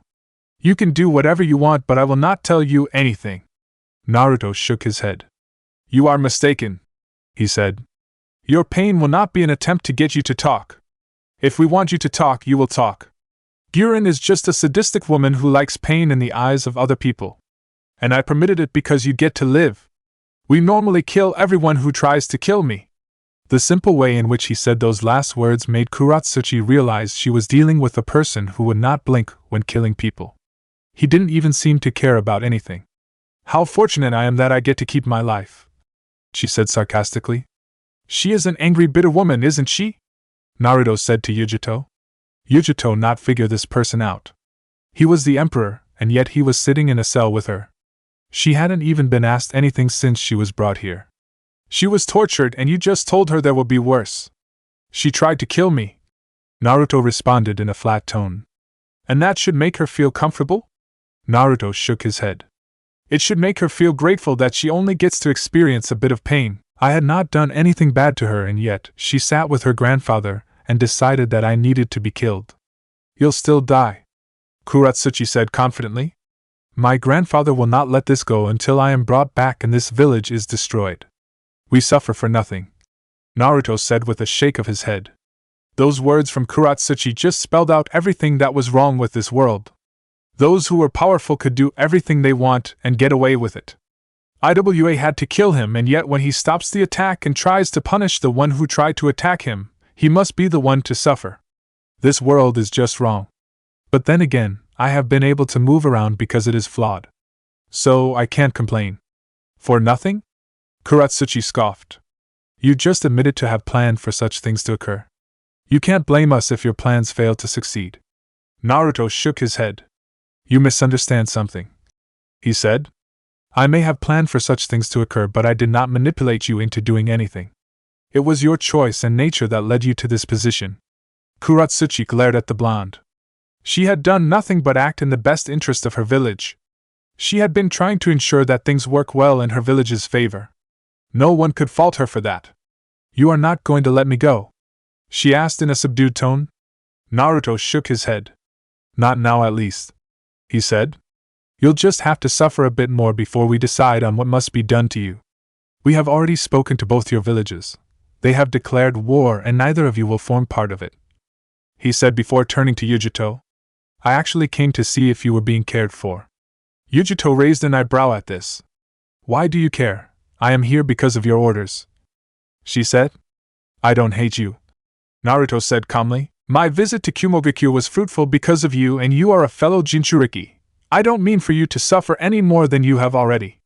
If I didn't think you'd try to escape, I'd let you live normally. Perhaps that is something for the near future, he said before standing up. Why am I being locked up then? It's quite simple, Naruto said. I just need to ensure that Kumogakure is slightly weakened. And I want you to become a kunoichi of Uzushigakure, he said while walking towards the exit. As for you, he said, addressing Kuretsuchi, once your grandfather is dead, and Iwagakure is conquered, you might be freed. Well, things could change and you might join Inoki in death. Kuretsuchi spat out. But she was very much aware that Naruto held her life in his hands. It was apparent, he didn't give a cent about her, and would kill her if it suited him. And to think you wanted to become my friend. Naruto laughed upon hearing those words. Aren't you the one who called me to talk about friendship and then attempted to kill me? To tell you the truth, if you had not attempted to kill me, I wouldn't have done anything to you. We would have just talked, and then go our separate ways. I find that hard to believe given all you have said. Naruto shrugged. Decisions were made based on character. I ascertained something when I met you. You'll try to destroy anything you think is a threat to Iwagakure, and you'll betray friends if it means securing your village. My meeting with you was even by chance. I guess I must thank Jiraiya for it. Konohagakure, how did things even get to this point? Shikamaru breathed tiredly as he looked around the Hokage office. He should not have listened to his father. He should have not even spoken to Naruto. If he hadn't gone to Uzushigakure, he would not have been in this position. He would have been at home, sleeping or just sitting outside getting some fresh air. But because he just had to be concerned, he was in this situation that was going to get him to move around the village and outside, a bothersome mission of being a diplomat. Shikamaru glanced at Sasuke. He hasn't been seeing much of the Uchiha in recent months. The Uchiha was hardly even in the village, but when he was around and the people saw him, they had the tendency to treat him like he was their lord or something. Perhaps it was the fear that Naruto would be coming after them. He was a Jinchuriki, and they knew what they had done to him. They feared he might come back to haunt them. Their savior was the Sharingan. It was ridiculous, but after speaking to the Emperor, Shikamaru didn't think Konoha had to worry about an attack from Naruto. Temari gave me her report, and she told me that Uzushio has no interest in forming an alliance with Konoha, and they also laughed at our attempts to offer protection from both Kumogakure and Iwagakure. Tsunade said to the people in the office. What made you think that you could achieve something when it is apparent that they have no interest in Konoha? Logically speaking, Uzushio shouldn't have a problem with forming an alliance with us despite the past. Shikaka started in a slow tone. And it is a past that they have not forgotten. Jiraiya added grimly, thinking about what Temari had said. Yes, but they are facing two great nations and none of the other great nations are going to help them in the war, which means that they plan on fighting themselves if they refuse help. I thought given the situation, they would act cautiously and accept our help, but they have refused, which means Naruto believes that they can win. Shikaka said. Naruto isn't the arrogant person who likes to believe that he can defeat anyone he faces, and the fact that he thinks he can win a battle between him and two great nations is frightening. Shikamaru gave his own sense. Although he wants nothing to do with Konoha, I don't think the door is closed. From what he said to me, there could be a future. Jiraiya stared at the Nara for a long moment before asking. Why in the future? Because whatever they are going to do, they want us to stay away. It is likely that they know we won't agree to some of their actions, hence their refusal to ally with us. I suspect that Naruto will only open that channel once they are done with what they want to achieve. Shikamaru explained lightly. And if we stand in the way? Sasuke asked. They will try to remove us, Shikamaru said in a slightly firm tone. While Naruto has no intentions for war with Konoha, if we seek it, he will act on it. I had those thoughts in mind when I decided that Shikamaru should go to Uzushio. Shikaka said. We already know that Yuzu has both Kuratsuchi and Kumo's Jinchuriki, and by the looks of things, they are not going to give them back. Kumo and IWA are probably plotting for Yuzushio's downfall. The only issue that remains is that they are wary of each other. Jiraiya nodded to this. Neither wants to make the first move in fear of the other taking advantage of it. Obviously, they are going to send a bigger force to Yuzushio. They would need to be in the same page for either to make a move, he said. Amigekyo will probably play an important role in derailing Iwa's march. I assume Yuzu's forces will deal with Kumogakure. Yuzushio-gakure and Amigekyo were in the same group. There was no doubt about that. Nagato's power was still something that bothered him because Jiraiya could not figure it out. But both Nagato and Konan were S-rank shinobi. You did not have to forget that the Akatsuki had other S-rank members. It was going to be a difficult situation that would not be as easy as the Reikage and Sechikage thought. If the other Uzumaki are like Kushina, then the power of Jinchurikis becomes irrelevant. He added with a deep frown. We don't have to be concerned about that. Sasuke was quick to say. If things come to it, I will face Naruto. How certain are that if he does manage to win against both Kumo and IWA, he will not come to us? Tsunade frowned deeply upon hearing those words. There was no guarantee that things wouldn't come to that point. She hoped that they would not. There is no assurance, and there is nothing but just Naruto's word. We can't take his word, but we have done everything to prepare for war. If the worst-case scenario does occur, we will defend the leaf, the Godame Hokage said in a hardened tone. Shikamaru didn't think things would come to that point, but he did not voice his thoughts. He just went silent and allowed the leaders to talk about their business. Well, it didn't hurt being prepared for anything. The problem with Naruto was that nobody seemed to know what he was thinking, and that was a major problem. If you could not determine what he was thinking, there was no way they were going to predict his movements. Wave Country. You have never even once asked why we did not revive Zabuza but only brought you back, Naruto said, standing in front of where Zabuza had been buried. Yoshino had also dug up Haku from this place before the rebirth ritual was performed. I figured he was not needed, Haku said. Honestly, he had been saddened that his master had not been brought back from the dead. There is that, Naruto said in thought. You have not regretted your second life, I would hope. Zabuza lived his life the way he wanted. I thought perhaps it would be excellent to have you. That aside, you were a pleasant person when we met. I spoke to Yoshino, said you really have to bring that person back to life. My only regret was not being as useful as I could have been to Zabuza-sama. But I enjoy my current life. I have been living it for a couple of years now. Any regrets would just make me miserable, Haku said with a small smile on his lips. Naruto looked up for a moment. Yes, they had still been rebuilding when he came here for that mission. There was still much that needed to be done. Had he not found a village with people, he would not have been able to do what he wanted to do. He turned his eyes behind when he sensed a powerful presence. He then smiled, seeing Kisame, just the person he wanted to see. You made it, Naruto said to Kisame with a smile on his lips. I didn't seem like I had a choice. Kisame responded casually, yet still grinning as he moved closer to both Naruto and Haku. Naruto shook his head. You could have refused to come. It's not like I could have just forced you to come here. But given that you were Itachi's partner, I'm certain you shared a couple of things with him that might have contributed to your decision to come here and my decision to call you here. Kisame grinned, hearing Samahada's giggles. The sword was even drooling. It was the massive pools of chakra from the blonde. It had nothing to do with the fact that he was a Jinchuriki. Kisame could not sense it, but his sword could, and Itachi had said that the blonde's chakra levels were ridiculous. He'd never been this close. Samahada was confirming it. The former Kirinin gripped the handle of his sword firmly. He was thinking about swinging it towards Naruto, but he held himself. He could see what the blonde wanted before swinging the sword. Itachi just could never trust you. He was always cautious about everyone. I never did like that side of him, Naruto said in a flat tone.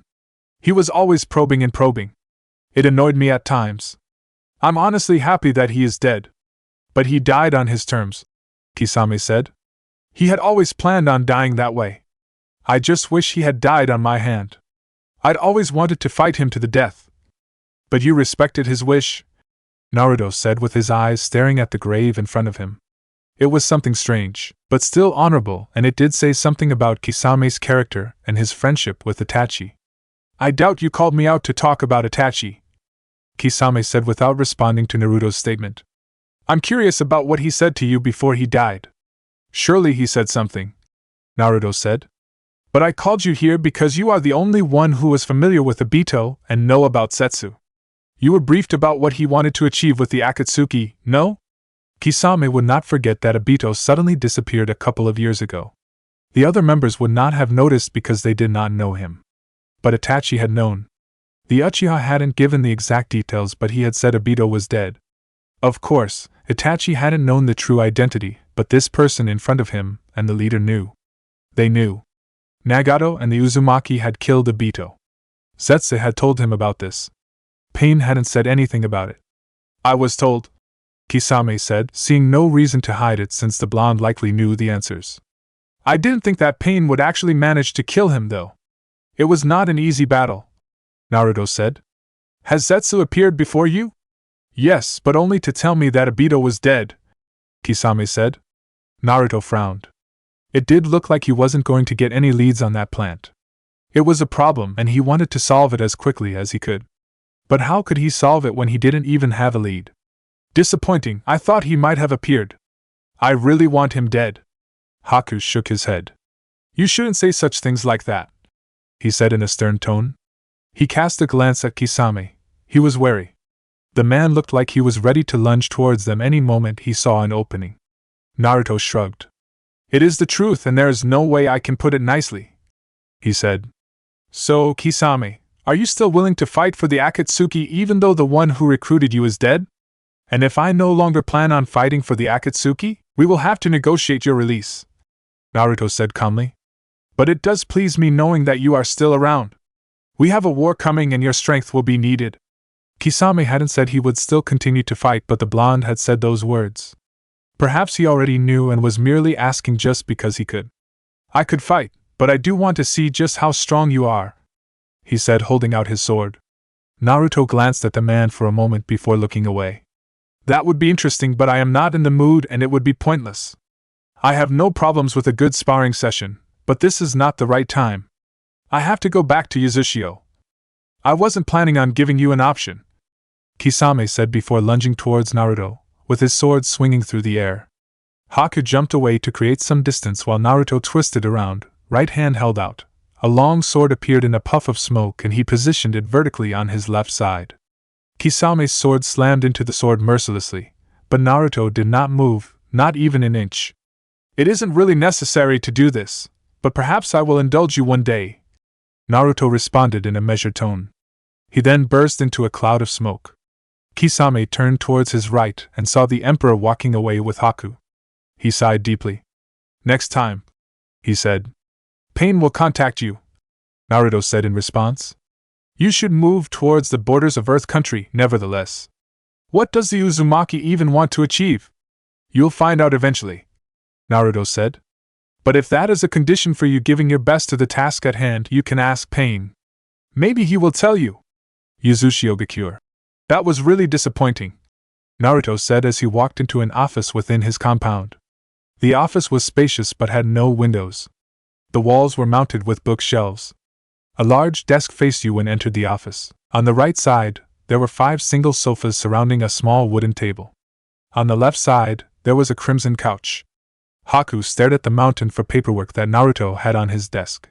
The blonde focused on sitting on the throne and handling his other administrative duties. It was a problem. There was never a problem about this when he was still wearing a Konoha headband. He watched the blonde settle on his comfortable chair before responding.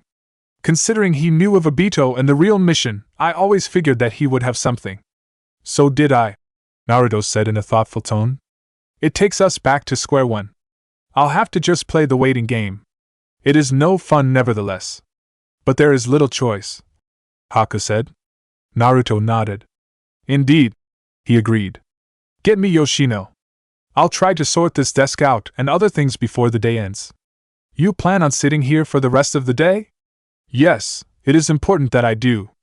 Besides, if I don't sit here, nothing in our other nations gets done. Yoshino can't do anything because it isn't his responsibility, and he does not have the authority, Naruto explained. He paused for a moment before speaking once more. Bring me a bottle when you do return.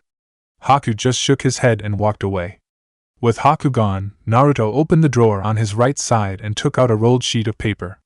He closed the drawer and then stood up, walked towards the single sofas. He settled down and unfolded the sheet. It was a map of the shinobi world. It was not just the elemental nations but the whole world. There were certain places that were marked. Naruto stared at the map for a couple of moments without shifting until Haku returned with Yoshino. The man settled across him, while Haku placed the bottle he held atop of Naruto's desk. He then joined the two. Cloud and Stone are making preparations to meet soon. Neither wants to move before the other makes a move, Naruto said while staring at the map. Understandable, Yoshino said with a small nod of his shoulders. They still have their problems and probably still plan on sorting them out once they are done with us. Indeed, Naruto said. It is a pity that those plans will not succeed. For us, a loss in the war means extinction. It would certainly put a stain on our prestigious name. There was no room for failure. For them to fail, it meant death. It meant the destruction of their land and everything that they have built. It was not going to work out like that. They had to succeed. They had to win.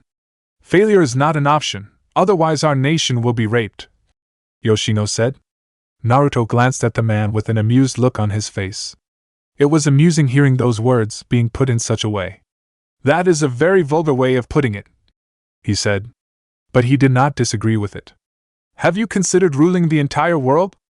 Haku stared at Naruto, while Yoshino just smiled and responded with a smile that did not display any emotion. I have had such thoughts, but only with the shinobi nations, he said. If His Majesty has such a dream, we can fight for it, he said staring straight at Naruto. You can't be serious, Haku exclaimed. Yoshino shrugged indifferently. It would bring order into this world that has no order. There would be no shinobi village that does what they want. We live long lives. Once that dominance is executed, we can make sure that generations live in a world that we have created, and also rewrite history in the way we want. But eventually, there will be those who will grow strong enough to challenge the rule. There are not many of us to be able to effectively seize control, Naruto said in thought. Not unless you put Guren in a position hunting down dissent and eliminating it. It would just be murder every day and would fill Uzumaki rule with bloodshed, Haku said in a stern tone. Both Yoshino and Naruto stared at Haku for a moment before the latter spoke. We should get down to the real business, he said staring down at the map. The Fire Nation is surrounded by river, storm, mushroom, canyons, sound and land of hot steams. For it to enter into any other great nation, it needs to go through one of these nations. We already have storm and sound, but we'll extend the sound's borders to the nameless country that borders canyons. Naori is already at work in forming communications with the feudal lords of the remaining nations. We are busy arranging for them to be absorbed into the Uzumaki Empire. If the feudal lords refuse? Haku asked. There will be no need to even march into their nations. We will just force them into doing it. I doubt they will agree to anything though. But we are prepared to force them into giving the borders of their countries to us. Naruto responded in a hardened tone. If we move now, the Fire Nation will take notice and try to act, Yoshino said. That is why you suggested we do it only after the war, he said, nodding his head in understanding. Konoha will not want to be surrounded by us. But if we get both Kumo and Iwa, there won't be much of resistance. If they do try, we will step on their throats, Naruto said casually. I want you to be ready. Because we will start talking to them now. You will be the one handling the negotiations, while I focus on both earth and lightning. Yoshino nodded his head. And the Water Lord? He asked. Although we have managed to talk things with Kiri, he remains an issue that tries to block our path. Naruto glanced at Haku for a moment before responding. I will leave that decision for Haku. He will decide what is best for the Empire and the Water Nation. The blonde said calmly. Order Guren to move out to the sound to start familiarizing herself with the environment and her new role. Her unit will be based there. Should I also order the agents to move into the sound be closer to her? Naruto nodded. Naoki will split from Naori in handling intelligence. Naori will handle it. Naoki can be the intermediary between Guren and us. I will have it done, Your Majesty, Yoshino said. Have Narihiro prepare Kuratsuchi. We will release her once he is done with her, Naruto said. What is the progress with the bridge? 90% complete. The surface itself has been completely built. Installing the rail tracks shouldn't be an issue, Yoshino said. Gato's money has already been dried up and the Akatsuki's money is not doing anything. If we don't change things, we will drive the wave and Yuzu into poverty. Naruto was silent for a couple of moments before finally speaking. We can't build the rail tracks to the other nations now.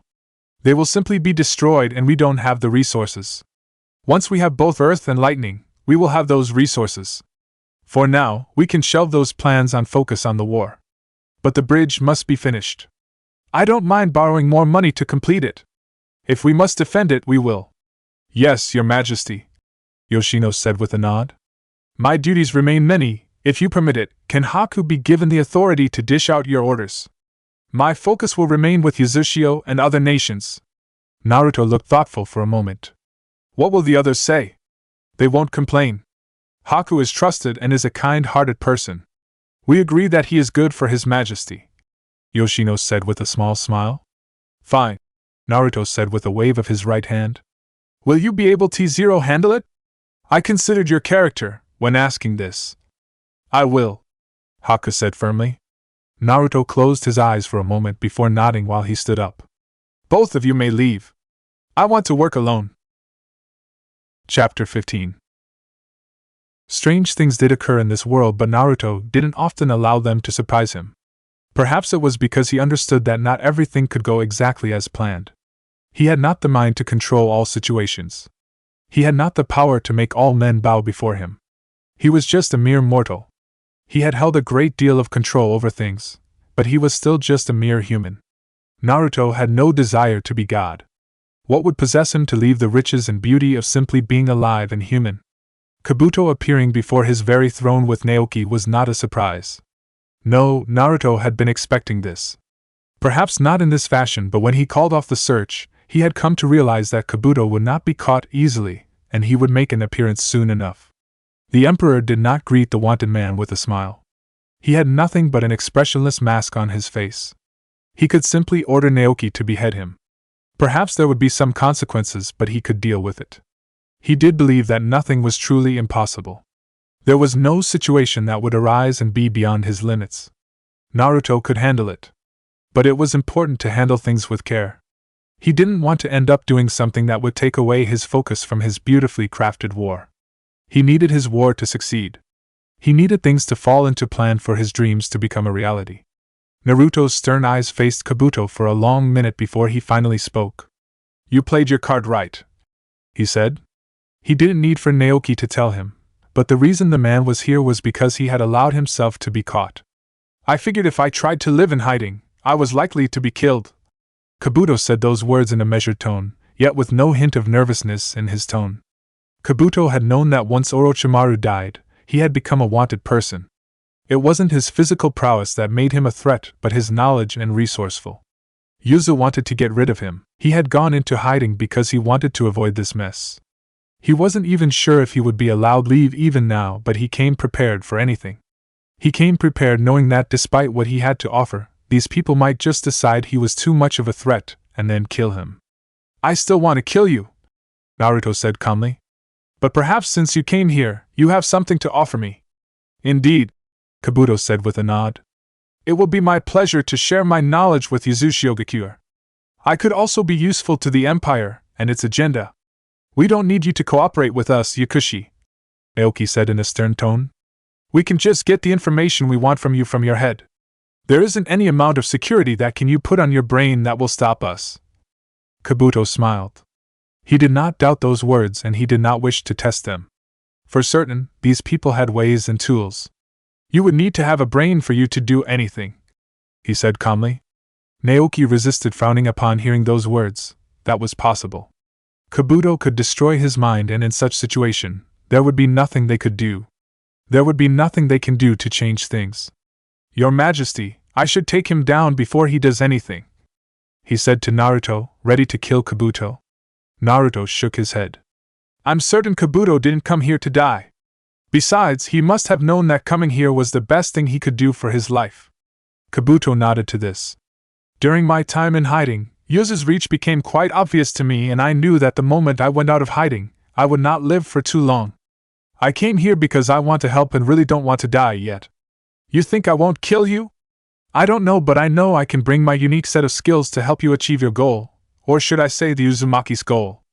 Naruto raised an eyebrow. You have said something before, he said. What is it that you know about us, Kabuto? Our agenda, specifically. Kabuto smiled. Not much.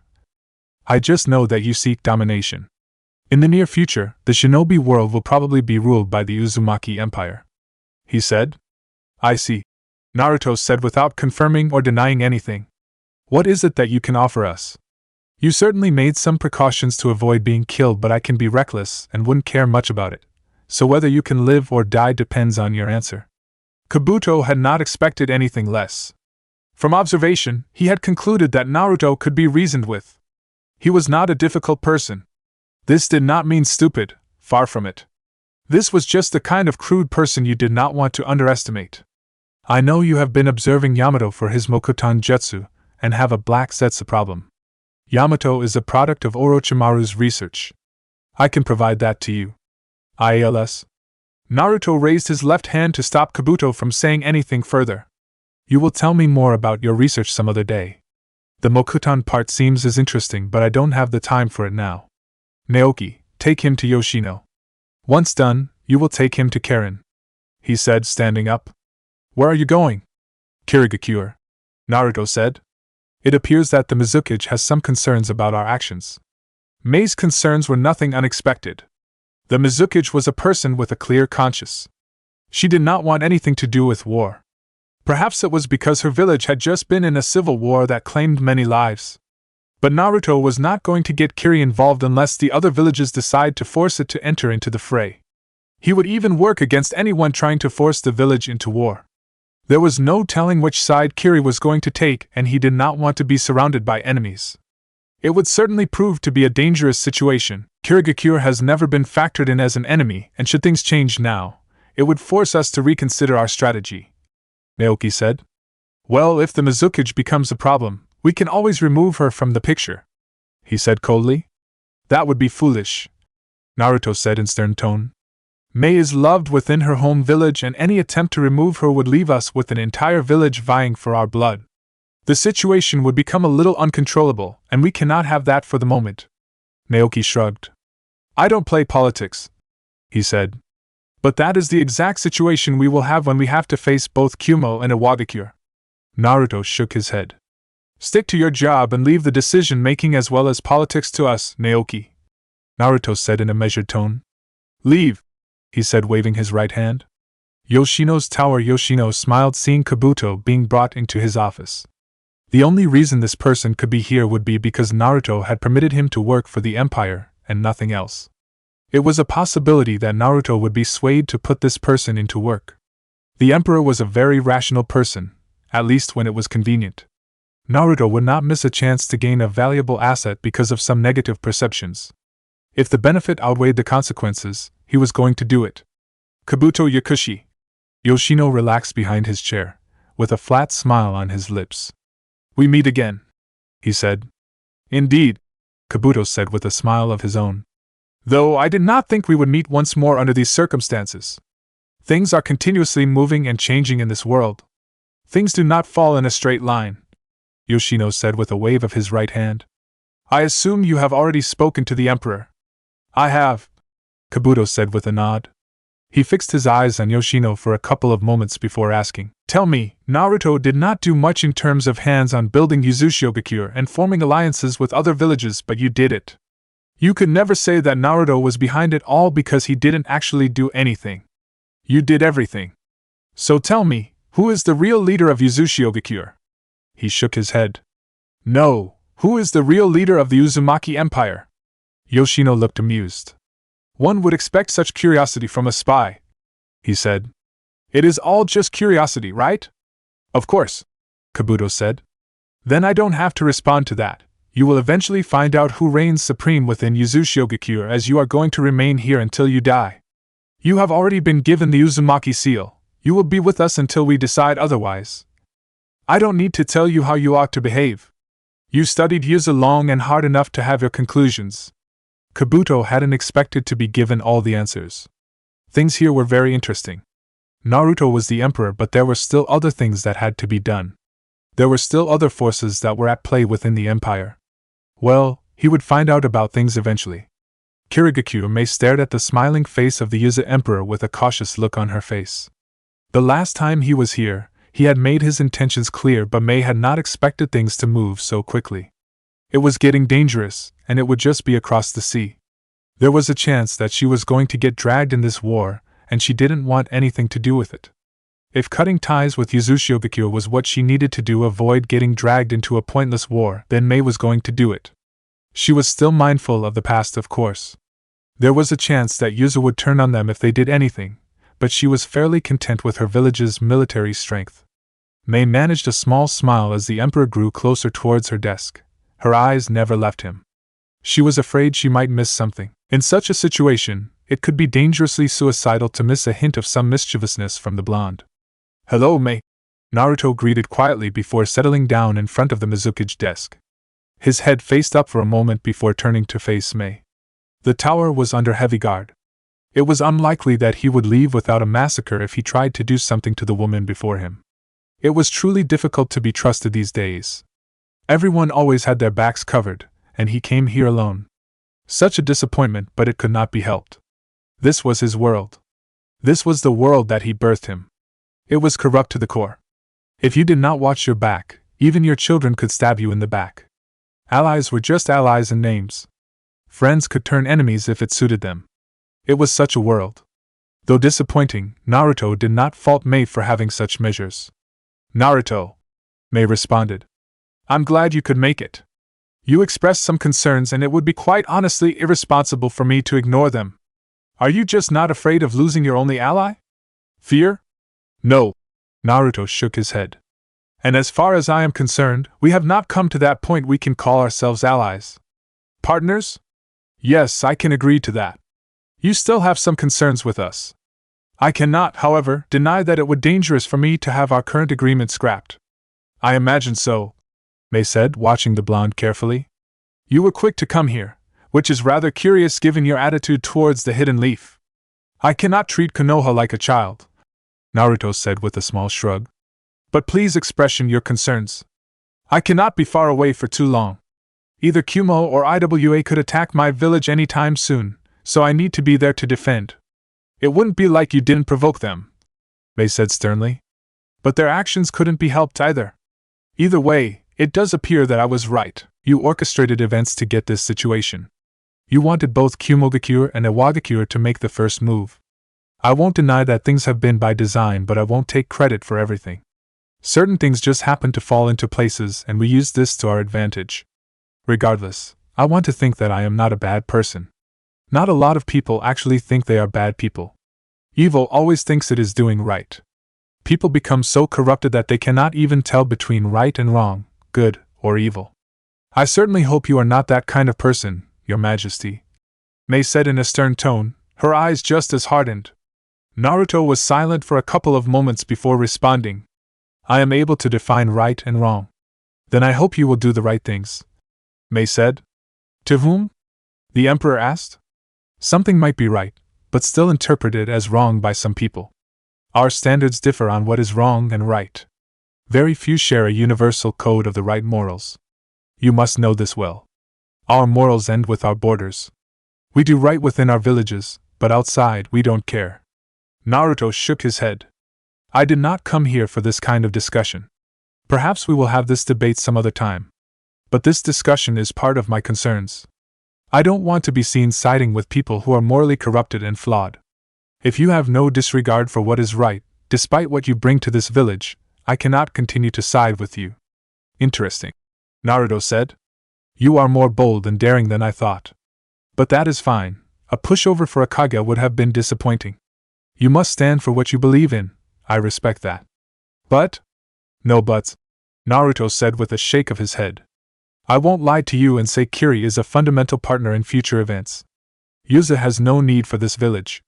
Our efforts have so been to ensure that we don't collide because it would not benefit any of us. Although I have been giving Konoha the cold shoulder, my message to them was the same. However, I have not gone as far as I have with you. Why? Because you are not like any other Kage. Your viewpoint isn't limited to what is within your borders, but you also look elsewhere. Your sense of duty isn't just to this village, but to the shinobi world. I don't want to become an enemy to such a person. We don't agree with objectives as now, but I understand and believe that we will soon see eye to eye once this situation has been resolved. Mei leaned back to her chair and stared at Naruto for a long moment before speaking. Once more, you seem overly confident that you will be able to handle both Kumo and Iwagakure. We are not as stupid as to try something without measuring ourselves against those villages. We did our research. We studied those villages, their power, their defenses, their personalities, their structures and moods. We are not idiots who act without thinking. Mei frowned deeply upon hearing those words. Assuming all movements have so far been a calculation, it was safe to think that even their actions towards this village were because of this study they did. They must have studied her personality before deciding a better way to deal with her. If she was someone who did not listen, they would not have bothered using this approach. They came to talk to her because they knew she would listen.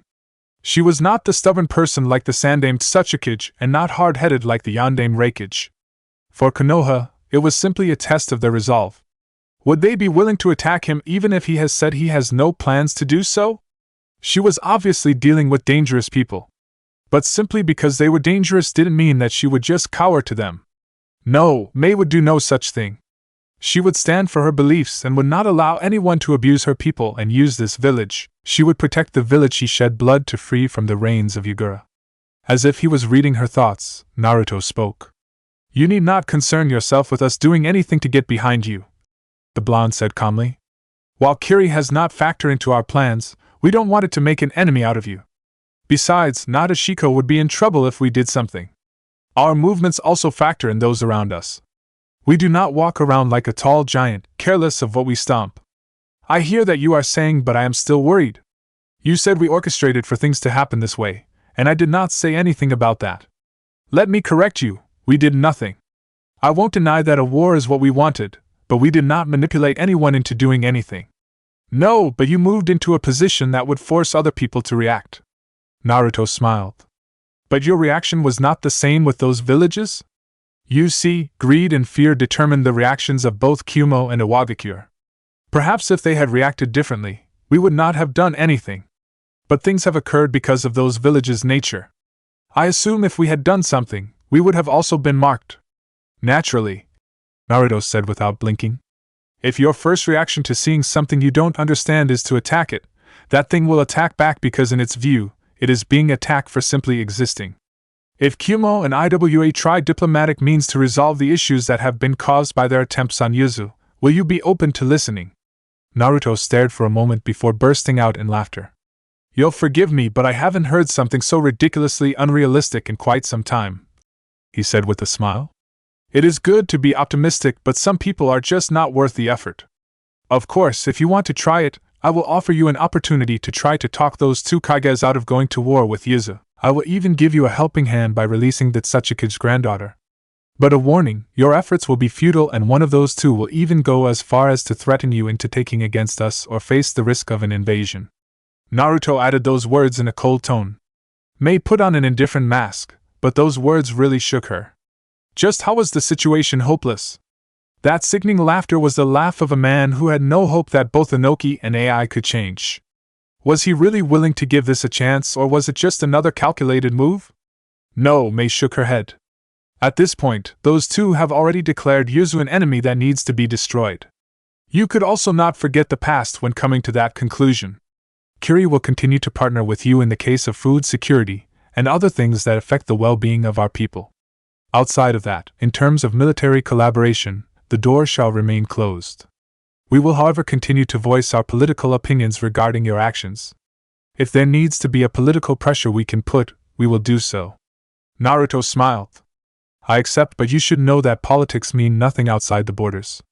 Kingdoms, feudal lords play politics, but hidden villages play military games.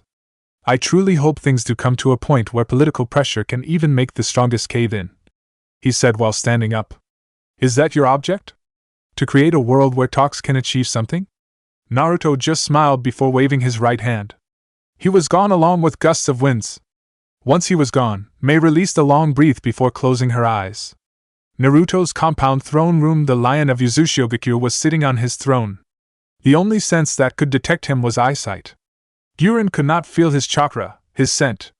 Nothing, her instincts couldn't even react to that ridiculous ability of his.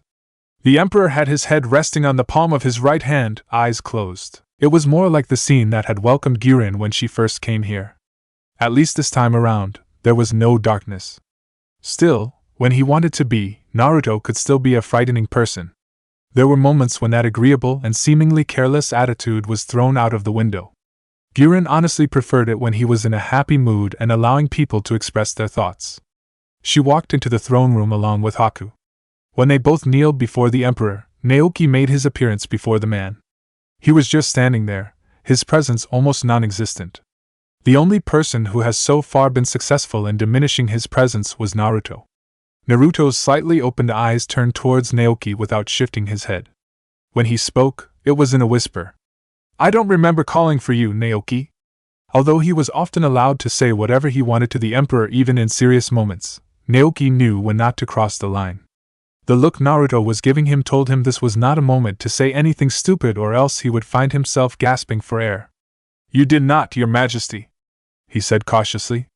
Naruto looked away. "Then leave," he said. "I apologize, Your Majesty, but what brought me here will affect what you have to say these two.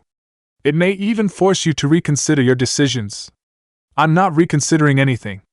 And no one will force me to change the decisions that I have made," Naruto said in a sharp tone. "Leave, Naoki. You will tell me those concerns once I am done with these two, and you will explain it to me why you are only deciding to tell me now." The man hesitated for a moment before nodding his head. Once he was gone, Naruto's eyes turned towards both Haku and Guren before he settled straight up. He did not speak for a couple of moments. "Guren, I want to thank you for the service you have given to the Empire ever since you were brought in. You have been useful, and you proudly wore our symbol in all the battles you fought against spies and our enemies. We thank you for that." Guren shook her head. "There is no need for His Majesty to thank me. I was simply happy to serve in the opportunity that I was given. Yukimaru has been given everything here and I have been able to feel useful once more. That is more than enough. Humility has never been your biggest traits. It bothers me when you do something that seems to express humility." Naruto said those words with indifference. "Regardless, Yoshino has already informed you about the sound in your promotion, yes?" He did so. "Our plan was not to immediately have the village linked to us at this time, but there is no helping the issue. We don't know what might come tomorrow. It will be useful to have emergency forces stationed somewhere else to call upon in case we are boxed." The moment he said those words, Guren realized that the Empire was spread out in different locations systematically. No one could really surround it.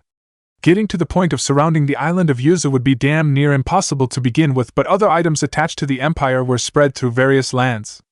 That meant that it could attack in different locations. Naruto wasn't concerned about spreading his forces too much.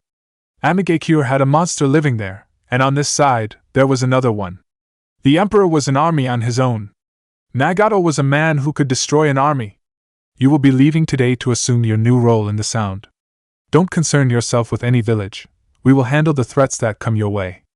I will also have some members of the Akatsuki come to you to offer that protection. What of Yukimaru? For the moment, he will stay here. The Sound will not provide a safe environment for him. You are to continue with your operations while still there. Should Konoha try to form communication, you are free to do as you please, but you are not to reveal anything, and if you do anything dangerous, it should not come to this side. It stays between the borders," Naruto said in a stern tone. "Understood," Guren said. She was a little sad that she had to leave Yukimaru behind, but she understood that if things go in another direction, the Sound could become a war zone. Naruto might not have mentioned it, but there was that possibility. "You are the leader of the Sound. We have taken out the Sound's feudal lord. No one from Yuzu will question you on that, and no one will tell you what to do without my understanding. If there is any message from me, you know where it will come from." Guren nodded. It would come from either Naoki or Haku, perhaps even Naori. She was going to be in the same position as Yoshino. But his position was a little bigger because this was Yuzu. Either way, there would be more freedom in her new position. She also understood that inner politics were starting to play a role within the Empire, but Naruto was not having any of it. "You may leave." Haku watched the woman leave silently before turning his eyes towards the Emperor. How did things go in Kirigakure yesterday? He asked calmly. Issues solved. I don't think we will have a confrontation with them, Naruto said calmly. The Mizukage is a person who understands things. She doesn't act rashly like certain people. Were you that worried about things? A little, Haku admitted. Depending on the situation, you may have decided to make Kiri a target. Naruto shook his head. You should know that we don't really hold grudges against the villages that attacked us and nearly wiped us out of existence. There is some bitterness of lost families. But if vengeance was the reason for our movements, even Kiri would have been put into the mix. I do not want to get the village involved. Haku smiled upon hearing those words. The mist had already seen much blood shed. The wounds of the civil war were still fresh. That aside, the Mizukage looked like a decent person. No, she was really a pleasant person. With your permission, I would like to visit the Mizukage today, if possible. We don't know when our enemies will attack. I'd like to solve issues with the water country before they attack, Haku said. Naruto was silent for a couple of moments. I was planning on having you accompany me when I go out today. He paused, thinking. You can still leave later. You have my permission, but you'll still need to accompany me into the fire country. What is happening? It appears that Setsu is trying to get around some members of the Akatsuki. I guess since we ruined his plans, he is going to try to ruin ours, Naruto said with a shake of his head. I knew he would make an appearance, but not like this. I really hope he doesn't insert himself in anything. Well, with what Obito wanted, we can say that whatever happens in this world is simply trivial to him. Who are we going to meet? The zombie brothers, Naruto said with a smile. Their immortality is also quite interesting. Well, at least Haiden's. I am quite certain Karen would love to cut him up to study just why he cannot die even if you chop him down to pieces, the blonde said. I thought Karen was no longer conducting such work, Haku said. Naruto just shrugged his shoulders before getting on to why he had called Haku. You do understand what your new role entails, right? Yoshino was more or less my right-hand man. Within the Empire there is still no one with more influence than him. You will become my new right-hand man. What you say will represent what I say. When you speak, I am the one who is speaking. Anyone disrespects you, they disrespect me. Naoki made his appearance known once more. That is the reason I was here, Your Majesty, he said.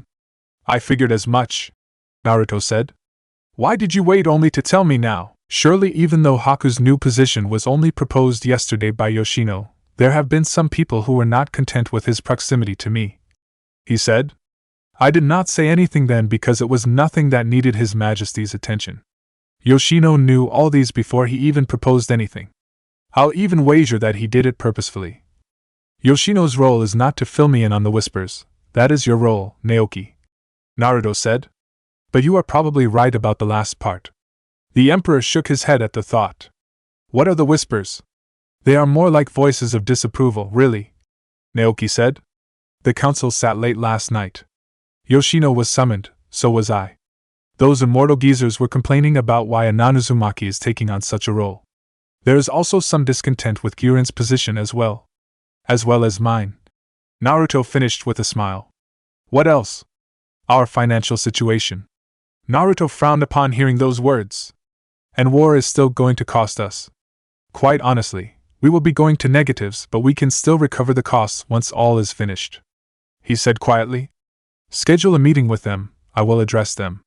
For when? In 3 days, Naruto said.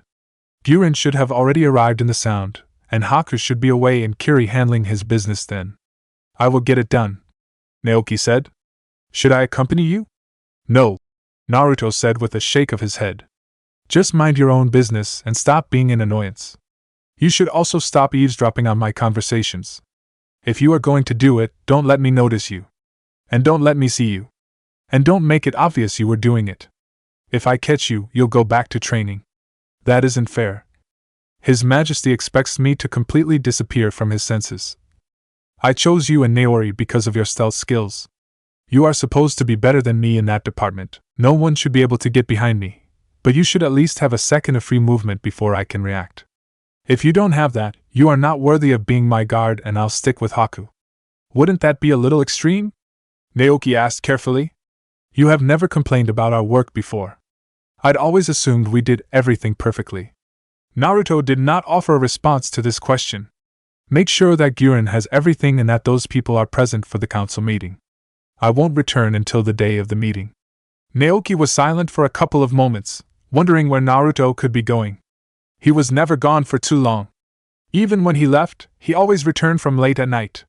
Perhaps it was his concern for threats to Yuzu. But now it was no longer just safe for him. He was marked in both Kumo and Iwa's bingo books. They'd put large bounties on his head. Even worthless shinobi would now be attacking him. Was it really safe to allow him to leave with just Haku? The ice user was strong. Naruto had ensured he was strong, but it was his reluctance to do what needed to be done that bothered him. Haku could never massacre people for Naruto, but Naoki could do it without even blinking. Naoki was not going to suggest that Naruto was not thinking things through. He was the emperor. He knew what he was doing. Perhaps at times he allowed convenient things to occur for his amusement, which could give rise to dangerous situations, but he was not the kind of person one would need to worry about. There was no one in this island who could match the blonde in power. The great nations were certainly going to be shocked when they learned more about his frightening power. Please be careful and don't do anything reckless. Naoki ended up saying. Are going to see Temari? That is none of your business. Naruto said in a flat tone. As your guard, it is my business to know your whereabouts. If something happens to you, it is my head that will roll. Naoki responded in an even tone. Naruto glanced at the redhead for a moment before taking steps towards Haku. Your job is what I say it is, he said. Prepare for your departure. I am going to see our prisoners. Haku nodded. It was not for the departure to see Haiden and Kakuzu. He was still going to do that, but he would just not be returning to this village once he leaves. He was going to head straight to Kiri after they are done with the two Akatsuki members. 2 minutes later, Kuratsuchi snarled, seeing Naruto standing in front of the bars that kept her locked away in this world that seemed detached from the rest of the world. He was nothing but the subject of her contempt. She could not forgive him for everything she had been put through. It didn't matter that she had tried to kill him. He had given her enough reasons to kill him. The self-righteous part of her didn't even think that she did something wrong. This bastard was the one who was wrong. The anger within her, the complete and pure desire to strangle him, made her body tremble slightly. If her eyes could glow, they would have glowed with the fire burning inside of her. She was even lucky her intestines were not burned to crisp, because the fire was truly too much to be contained. There he was, standing there like he owned everything, like he ruled this world. He was nothing. He was nothing compared to her grandfather, and Kuratsuchi would make sure that one day, he was kissing her feet.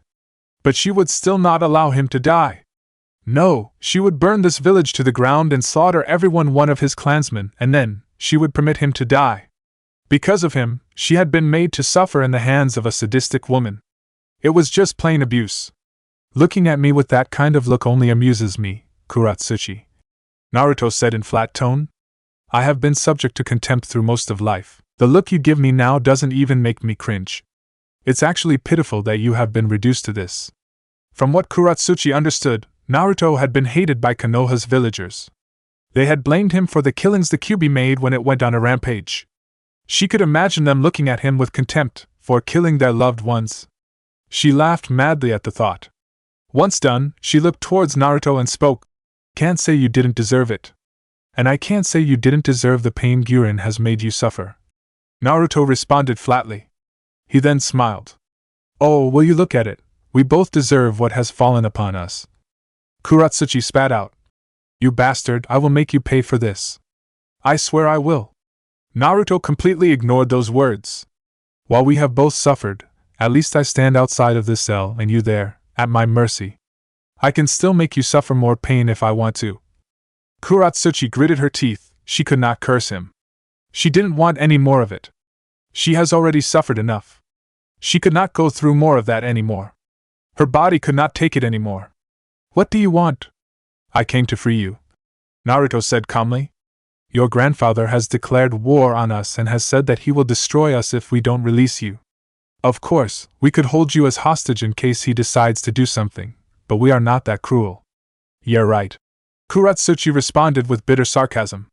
I told you my grandfather would not let you get away with it. She said triumphantly. Naruto unlocked the cell and waited as Kuratsuchi stood up. He watched her slowly walk towards him with that smile of hers. She indeed believed that she was being released because of the pressure from her grandfather. It was indeed sad. He really wanted to just slam the cell shut and burst in laughter when he sees her hopeless look. But he was not that of a cruel person. Kuratsuchi stopped just inches away from Naruto and stared into eyes. "I will be sure to return the favor dash." A firm hand grabbed her by her throat before she could even finish what she wanted to say. Kuratsuchi tried to force Naruto to release her, but the grip would not loosen and his hold was making it difficult for her to breathe. When he picked her up into the air, she kicked out hysterically, while being suffocated. Finally, after what seemed like eternity, she was dropped to the ground. She fell on her butt and started gasping for air whilst both her hands were on her throat. "I'm not that merciful, and you are not going back to Iwagakure because we fear your grandfather.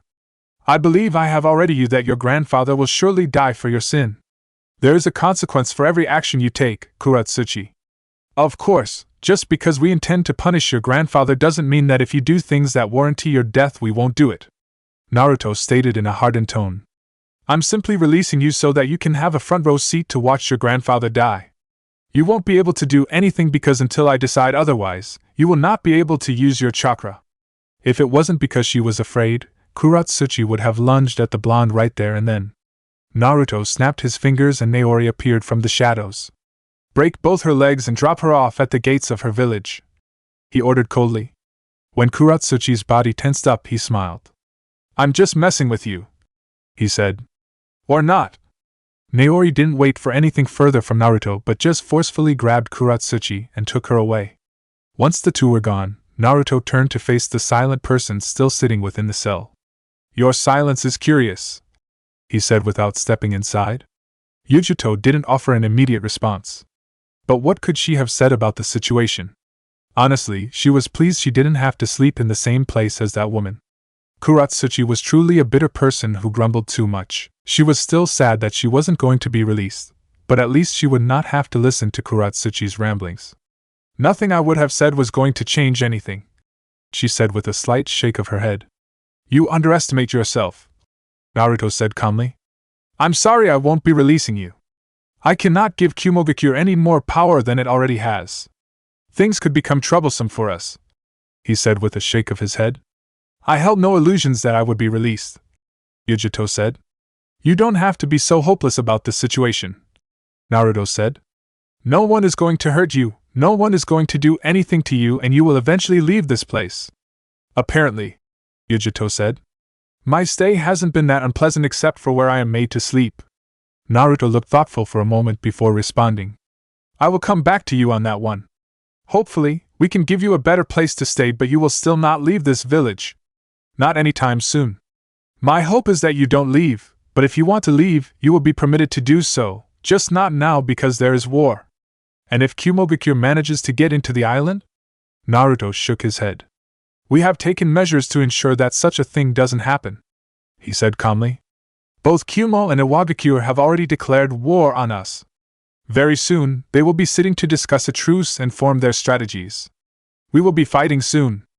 I will keep you updated on what is happening. If you can't really believe that everything will go your way and you will win this war. But I do believe that, well, not the part that everything will go my way, but at the end I will win this war. Ai and Inoki will be dead in the end, and the Uzumaki Empire will usher the shinobi world into a new world. Fire country, what was it? Everyone worked for their own benefit. Everyone had an agenda. The strongman always had something planned up, and they always wanted to achieve something by using others. Kakuzu had lived a long life to be a mere puppet to someone else's game. The years he has lived have taught him many lessons, which he was never going to throw away. He could not save a reminder of his life or until he died, because he really was not planning to die anytime soon. Kakuzu intended to live a very long life. He would surely stay with this godforsaken partner of his. The cursed Haiden could never shut up, but he was at least a partner who could just not die. The internal battles of the Akatsuki didn't mean anything to him. He didn't care for them and had no interest in following them. It wasn't the agenda of the group that made him follow it. It was the protection that it offered him that he felt he could follow them. He was safe here. Setsu could try to poach him into doing other things, but Kakuzu was not stupid. He had not lived this long life by being a stupid man who could be fooled by just anyone. The fact that Setsu was even coming behind Pain meant that he could not fight the leader. He was weak. It would be illogical for him to follow such a person, no, a creature. A rock hit him on his forehead, and Kakuzu looked towards his partner. The man was spouting something, but he had turned off his ears to listen to his thoughts. For a moment, he got annoyed at being hit by a rock, but he reined over the emotion and listened to what the man was saying. Team, are you listening now? Contempt and frustrations. Kakuzu could tell those emotions from Haiden's tone. But he really didn't care for it.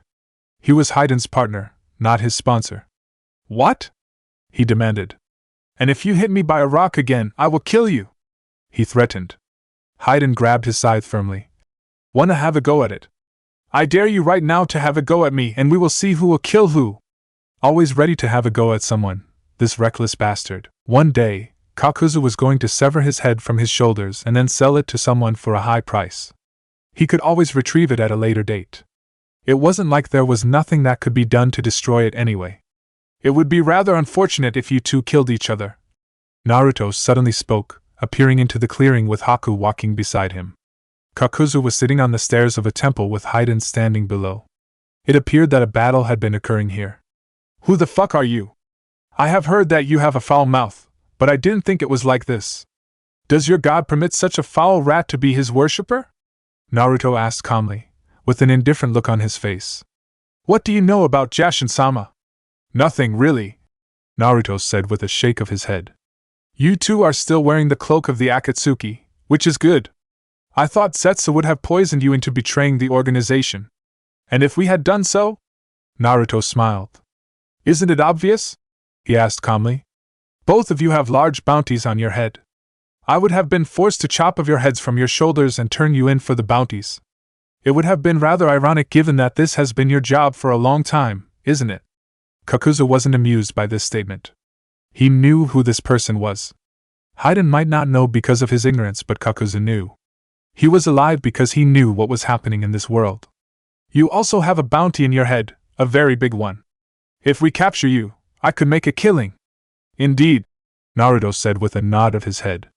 I'm quite certain that Inoki would even give you a bonus for your service. But you speak like you are part of the Akatsuki. No, you have connection with Pain if what Setsu said was true, Kakuzu said in thought. I'm not part of the Akatsuki, but I do know the man you call Pain, Naruto said calmly. I actually came here on his behalf. We are doing some cleaning of the house. We really don't want people backstabbing us. We are going to war and we need to know where we stand with you people. We are still members of the Akatsuki, Kakuzu said. Naruto nodded his head. I want to believe that, but... He suddenly lunged towards Haiden with the sword gripped fully on his right hand. The sword cleaved through the air in a vertical slash. Haiden blocked the swing with the back of his scythe and tried to push the blonde away, but he realized the blonde was not budging. That is impressive, Naruto said to Haiden, who had managed to block his sword and still managed to stop the momentum while also trying to push him away. Impressive? Are you mocking me? I was expressing my delight in your physical prowess as well as instincts, Naruto said calmly before doing a slight jump backwards to create some distance between him and Haiden. Haiden charged towards Naruto holding his scythe. He then swung it from his left, cutting towards Naruto's left shoulder in impressive speed. But Naruto still saw everything perfectly. He avoided the swing by ducking under it. His eyes watched it pass just above him in speed before he straightened up. He then twisted around, flashing his sword across Haiden's chest, but the man managed to hold out the handle of his scythe just in front of him to block the sword. Naruto absorbed a bit of wind before releasing powerful gusts of wind from his mouth whilst his sword was still pressed against Haiden's scythe. The gust slammed straight into Haiden, causing him to be hurled backwards. While he was still airborne, Naruto flashed above the man. Both his feet crashed onto his chest. Boom! They crashed into the ground, with Haiden hitting with his back and Naruto on top of him. The Akatsuki nin brushed it off like it was nothing as he cursed Naruto. That hurt, he shouted while pushing the blonde away from him. Naruto jumped away from Haiden and landed a distance away. The moment he touched down the ground, Haku also landed behind him, back turned against him. He narrowed his eyes towards the ice user before turning his eyes upwards the entrance of the temple. Finally, Naruto said while looking towards the black figure that had made its appearance in the scene. His sword disappeared from his hand. "Don't take your eyes away from me!" Haiden yelled, while lunging toward Naruto. He was holding his scythe with both his hands, swinging it towards Naruto's chest. Naruto's coated his right hand with wind chakra to harden it enough to be able to block the swing. His movements caught Haiden by surprise as he appeared to block the scythe by his arm. Naruto pushed the scythe away from him before taking a step forward in the blink of an eye. A brutal and resounding punch connected with Haiden's gut, causing him to spit out saliva. He dispelled the wind and placed the palm of his right hand on Haiden's chest. Marks began to spread through the man's body, restraining him. "Close your eyes and count from 1 to 100. The seal should be gone by the time you finish counting. For now, you are no longer of interest," Naruto said in a cold tone before turning his attention towards Zetsu. Haku then froze Haiden's legs to the ground along with the scythe to keep him from moving. Kakuzu was certain that Naruto had no intentions to seriously fight Haiden. If there had been the purpose to kill them, even Haku would have taken part, but the black-haired shinobi had just been observing. Naruto's dismissal of Haiden the moment Zetsu shows up just confirmed that the blonde had merely been interested in Haiden. Perhaps he just wanted to test his immortality. He did not get up from his position, nor did he strain his neck trying to look at the lurking shadow behind him. "I figured you'd show up if I did things this way," Black Zetsu said without stepping out of the shadows. "Of course, if you were serious, you could have chosen better candidates," Naruto responded calmly. "I wasn't expecting to see you though. I thought I would just do my business and be on my way. I can't appear in Yuzu, admittedly, it's a little dangerous, so is appearing when you are free to do anything you want," Black Zetsu admitted. "I really had no intentions of turning these two against Nagato. I just wanted to draw you out and let you know that I am able to ruin things for you. I could have let the secret out to Konoha long ago, I could have informed Inoki before you even went to Iwagakure. But I did not because I do not want your plans to fail. I want you to succeed. And when you do, Madara will come back in this world and destroy everything. You will watch everything you build be destroyed." Black Zetsu disappeared after saying those words. Naruto sighed after the figure disappeared. "Well, at least I don't have to worry about him interfering with my plans," he said calmly. "Express a little concern for this," Haku cautioned.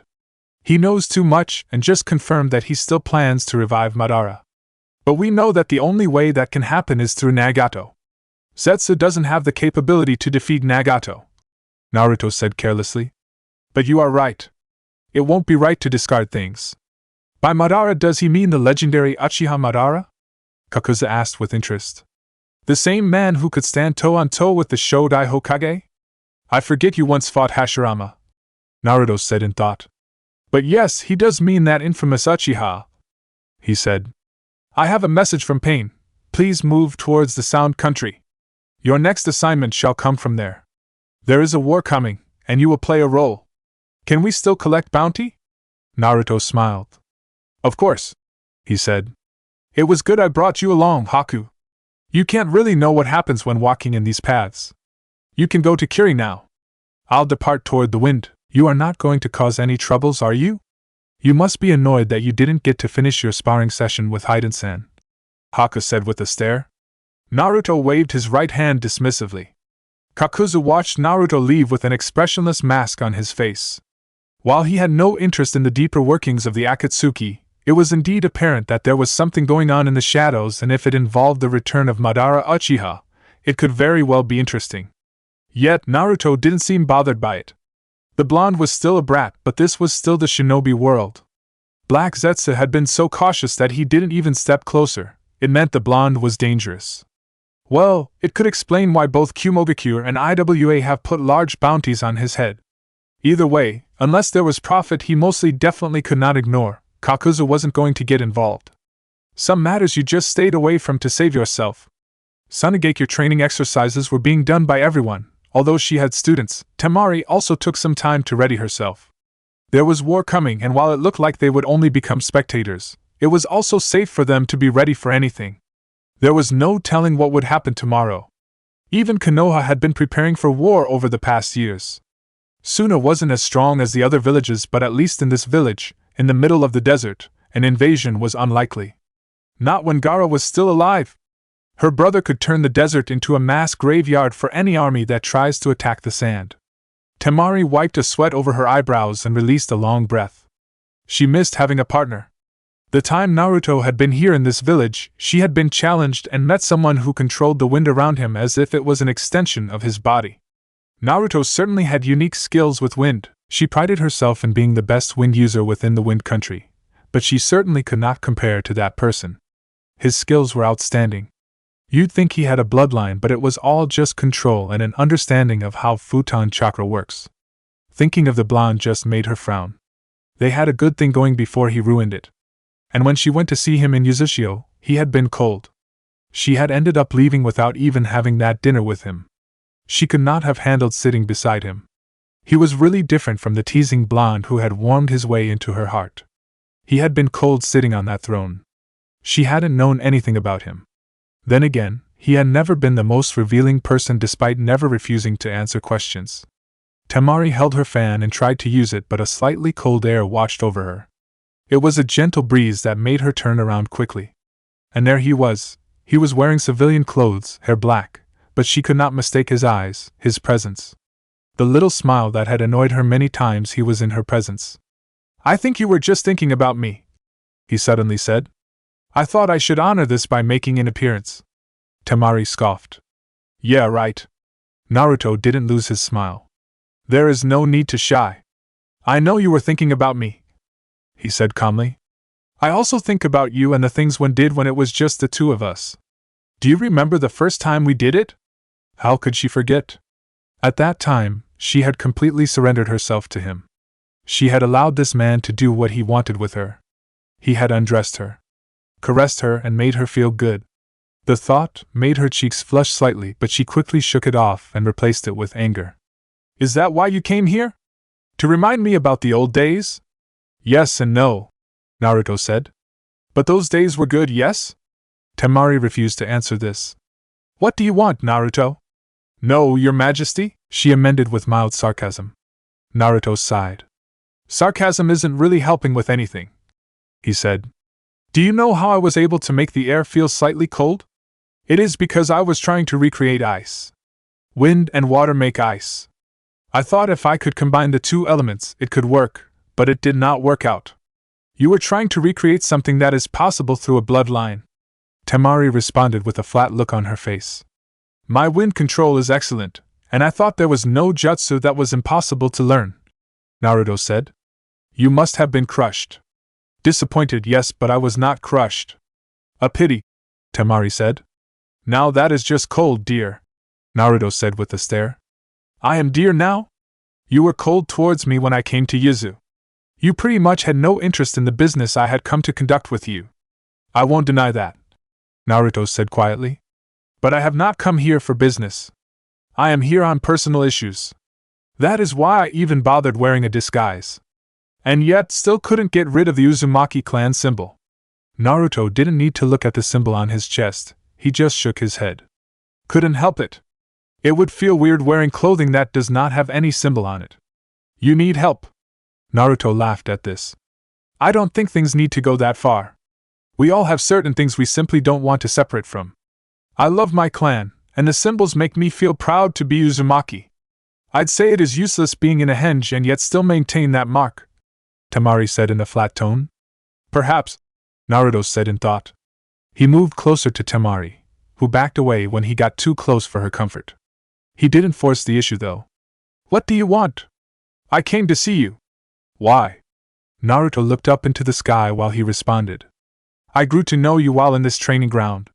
Of course, there was a certain distance I kept. But it did not change that I found you likable. Perhaps for the first time in my life, I had learned to like a girl. Dealing with that was not my strength. I also had many things to do and I prioritized. Admittedly, I failed. I went wrong in some parts." "I failed you, Temari." He faced her, staring deep into her eyes. "I admit that." He smiled bitterly. "And I am sorry for making you go through the pain of losing me. I am sorry for not telling you anything. I should have. But a flawed part of me at times thinks everyone has emotional problems like I do." "So you admit you have problems?" Temari said. "Perhaps to you, I have been nice. But with most people, I feel nothing, I express nothing. My childhood forced me to keep things locked up. The Sandaime once tried to have me make friends. I tried. I really did. But you know what? Those people had no desire to befriend me. They pretended and then led me into a death trap. From then, I just stopped trying. I'd always thought you were different from what my brother was. In some ways, I was different but not a better person. That is at least what I tell myself. The good thing is that I taught myself not to hate long ago. There was too much for me to hate. Each time I thought of my anger, I could hear the voice of the Kyuubi. Its chakra would leak out. It scared me. You know why? Because I knew if I did not deal with my anger, I would eventually lose myself and I would never become what I wanted to become. How did you deal? I adopted a partially logical thinking mindset. Naruto paused for a moment, gathering his thoughts. I understand you were hurt. And I am at fault for that. You understand? Temari asked in a bitter tone. And yet you just watched me suffer without even telling me anything. You could have saved me a lot of pain if you just popped out of nowhere and said I'm actually alive, but you just decided to watch me suffer. Naruto did not give an immediate response. Perhaps following what other people had said would have put him in a different situation, but he had decided to do things this way. I'm not that cruel, Temari. She watched him with narrowed eyes. What is that supposed to mean? I could not have brought myself to come here and watch you suffer. I did not even watch Konoha or step out of Yuzu for that matter. Naruto explained. I don't want you to think that I am a cold-hearted person who does not care about anyone. It actually looked that way to me. Naruto smiled. I don't blame you for having such an image of me. Regardless, even if am I called cold-hearted, I want you to know that this cold-hearted person still admires you. I came here for that. Not because I want to see you naked. Could you not say such things with a straight face? Why? Does it make you feel embarrassed, or did you just picture something naughty? Temari was close enough to swing her fan towards Naruto's shoulder. But the blonde jumped away to avoid the blow. He still smiled.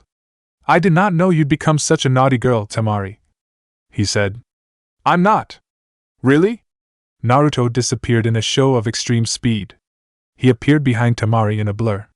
Both his hands moved over her and held her by her waist before he leaned over to her right ear. If I were to move my hands downwards while whispering sweet things, would you not have dirty thoughts? I'd grab that thing between your legs and break it before you say anything. What would please you if you did such a thing, Temari? I don't remember you having such contempt for that thing. I remember you were very eager for me to put it inside of you. Temari stomped on his right foot with all the strength she could muster before speaking. You are seeing illusions. I never said you satisfied me. Naruto laughed. Both hands moved up slowly, feeling the shape of her body, and stopped just below her breasts. He kissed her on her neck before speaking. See, you are not denying me, and you had a pleasant look on her face when in Konoha. Temari decided to get away from Naruto. He did not stop her. She twisted around to look at him. He had that smile. She glared at those lips. God, she had missed him. Temari shook her head. Naruto laughed once more. It was a pleasure speaking and seeing you once more, Temari. Please invite me when you want to see me. I will be eagerly waiting for that invite. He smiled once more before disappearing along gusts of winds. That was cruel, Temari thought mildly. Naruto had just come and gone. She hadn't even been able to ask him anything about his plans. Well, what would he have said that he couldn't have said to her when she was at Uzumaki? She would not be as naive as to think that she could get the blonde to tell her his secrets by being in a relationship with him. Naruto could be closed as a cage. He did not leak. He did not say what he didn't want to say. He was closely guarded and Temari was not going to get ahead of herself. But on a personal note, this had not been so bad. Perhaps she could invite him sometime and Gaara didn't need to know he was here. She shook her head. She could not keep that from him. Not when he had been so supportive over the past couple of years. With that in mind, Temari turned toward the Kage Tower. It was a slow walk. She was still a little tired from the training she had been doing.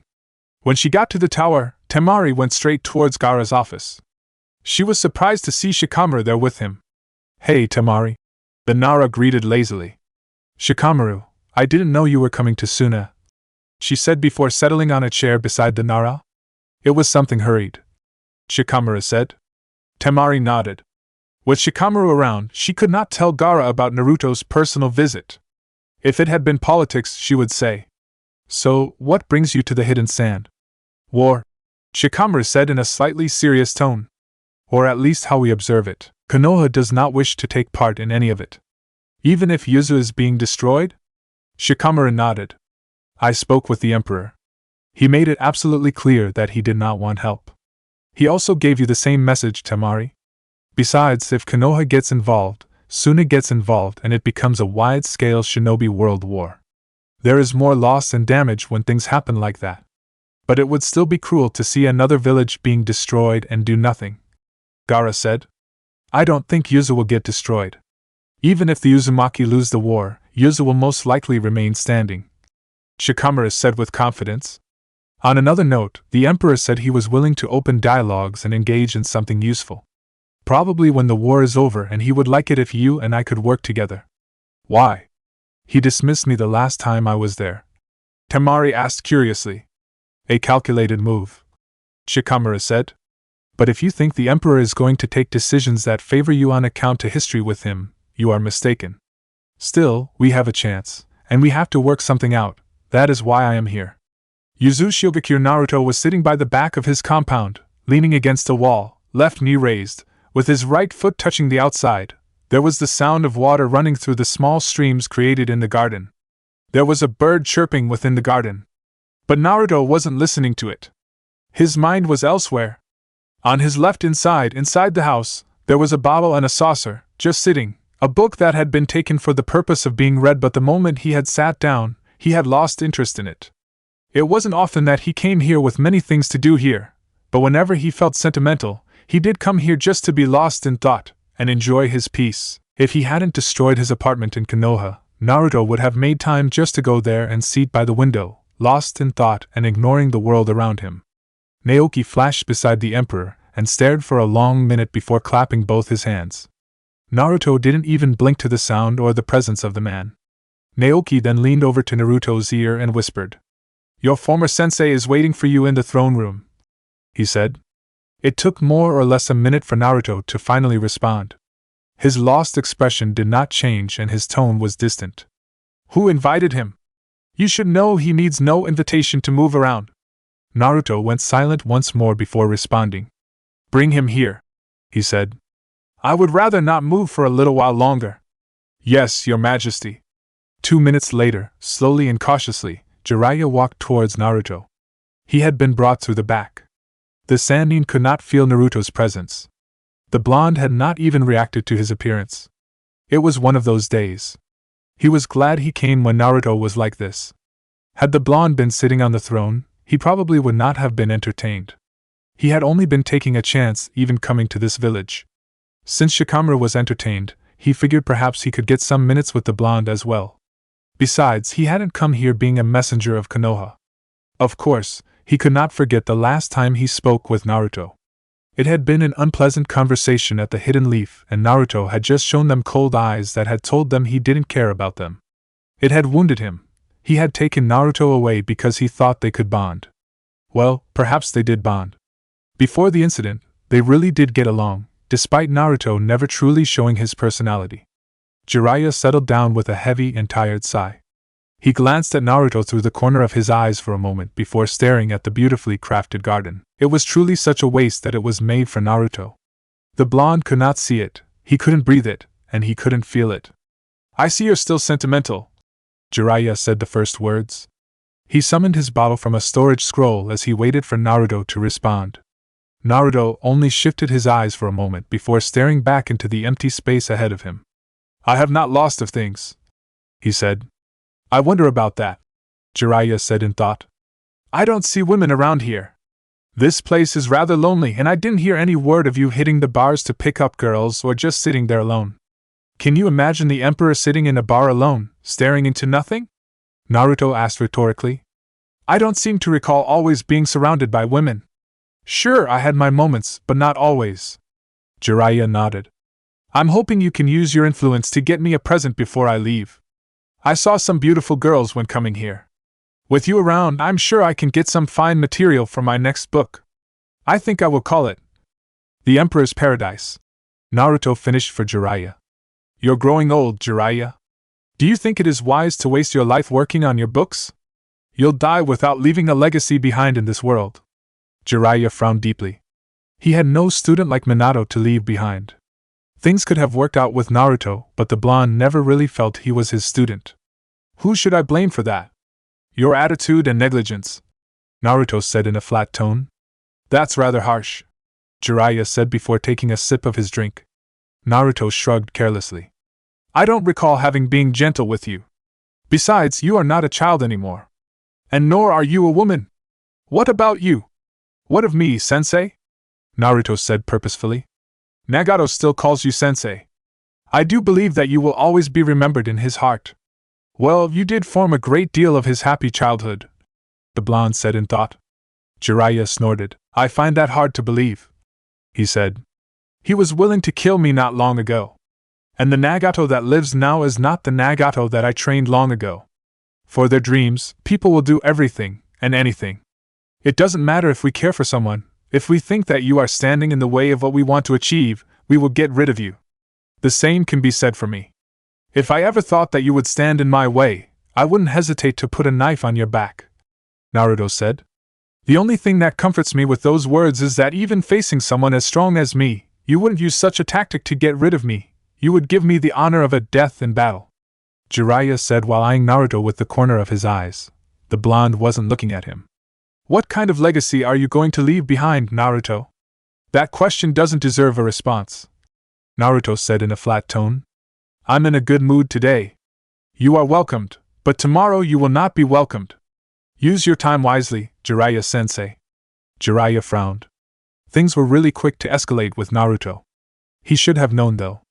I'll probably get ignored if I talk about your goals, he said bitterly. Shall we reminisce about the days we spent together? Chapter 16.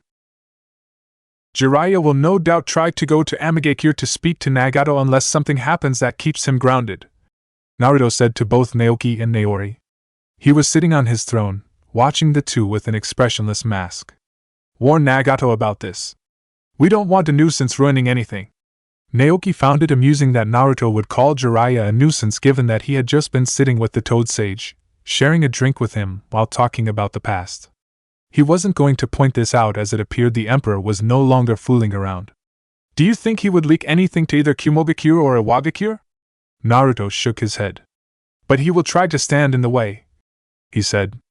Jiraiya was a hypocrite, and would not doubt try to stop things in the quest of his peace. But Naruto did not care for the man's peace. He didn't care what his father would have wanted. He had made his own choice as Minato had made his own to sacrifice himself for the sake of Konoha. For the sake of the Uzumaki, he would step on the throats of the Kages and make them obey him.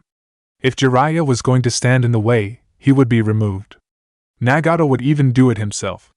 He was much more merciless than he was. He was just cold, Nagato was brutal. Konoha has already been warned. It does appear that Sunagakure will not make any movements, unlike Konoha. The village is very nosy. They haven't made any movements in the Sound Country, but they will surely do it once they learn of it, Naori said. Guren will deal with it without involving us. You will offer her the support she demands, Naruto said calmly. We have been talking about war for a while now. We must now make sure it happens. If Inoki and Ai are being slow to act, we must force their hands. They are actually meeting soon to discuss their strategy, Naori said. Naruto could not hide his smile upon hearing those words. He was glad that Naoki had told him about this. He could go on and make a small show. He hasn't been stretching his muscles in quite some time. A small exercise with the Kages would not hurt anyone. Besides, if it could intensify things, Naruto would gladly ruin their meeting. Do you know the location? Naturally, Naori said. We will go there and I will have a small sparring session with them. I should give them some reasons and make them mobilize quickly. They are acting too slowly for my liking. I am getting bored now. If nothing happens, I am most likely to attack one of them myself, Naruto said. You must not get too excited, Your Majesty. If you do that, it will change the direction we decided to take, Naoki was quick to say. Directions can be changed any time. Besides, I am the Emperor. If we want to do things different, we will do them. He paused for a moment. But I will restrain myself. I will certainly explode in the battlefield, though. I will be forgiven, he said with a shrug. I wonder about that, Naoki said in thought. Do you want me to go with you? Naruto shook his head. You annoy me these days. Naori will move with me. You can never know what happens there. It would be good to have some backup. He paused and stared at the two with a cold look on his face. You two revealed yourself to a person from Kumogakure, and I remember specifically telling you not to interfere. There was silence. They looked at each other, and Naoki spoke. Well, we didn't interfere. We just observed. Coincidentally, it happened while C was watching, he said with a weak smile. Naruto stared at the man for what looked like eternity. You are lying, Naoki. I dislike that kind of thing about you. You think you know me best and tend to act knowing that I will be fine. Normally, if things don't backfire, I am fine with it, but when things go wrong, and when I have told you not to move, it displeases me very much. Naoki's smile vanished, but it was Naori who responded. Has something happened, Your Majesty? Why do you two think that I kept you away and introduced myself as the Emperor with Haku and Giren acting as my guards while you are my real guards? Sometimes you act too much for your amusement, and don't consider certain possibilities and scenarios. Naruto shook his head.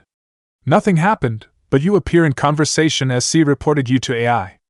Naoki, I know it was your decision to go out. If this happens again, you two are done. Understood, Your Majesty.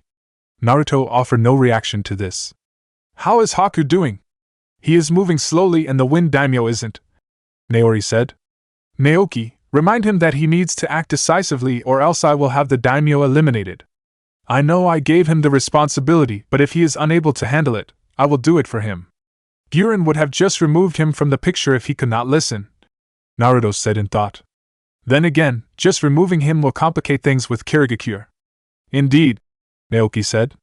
We could try other methods of exercising control, he suggested.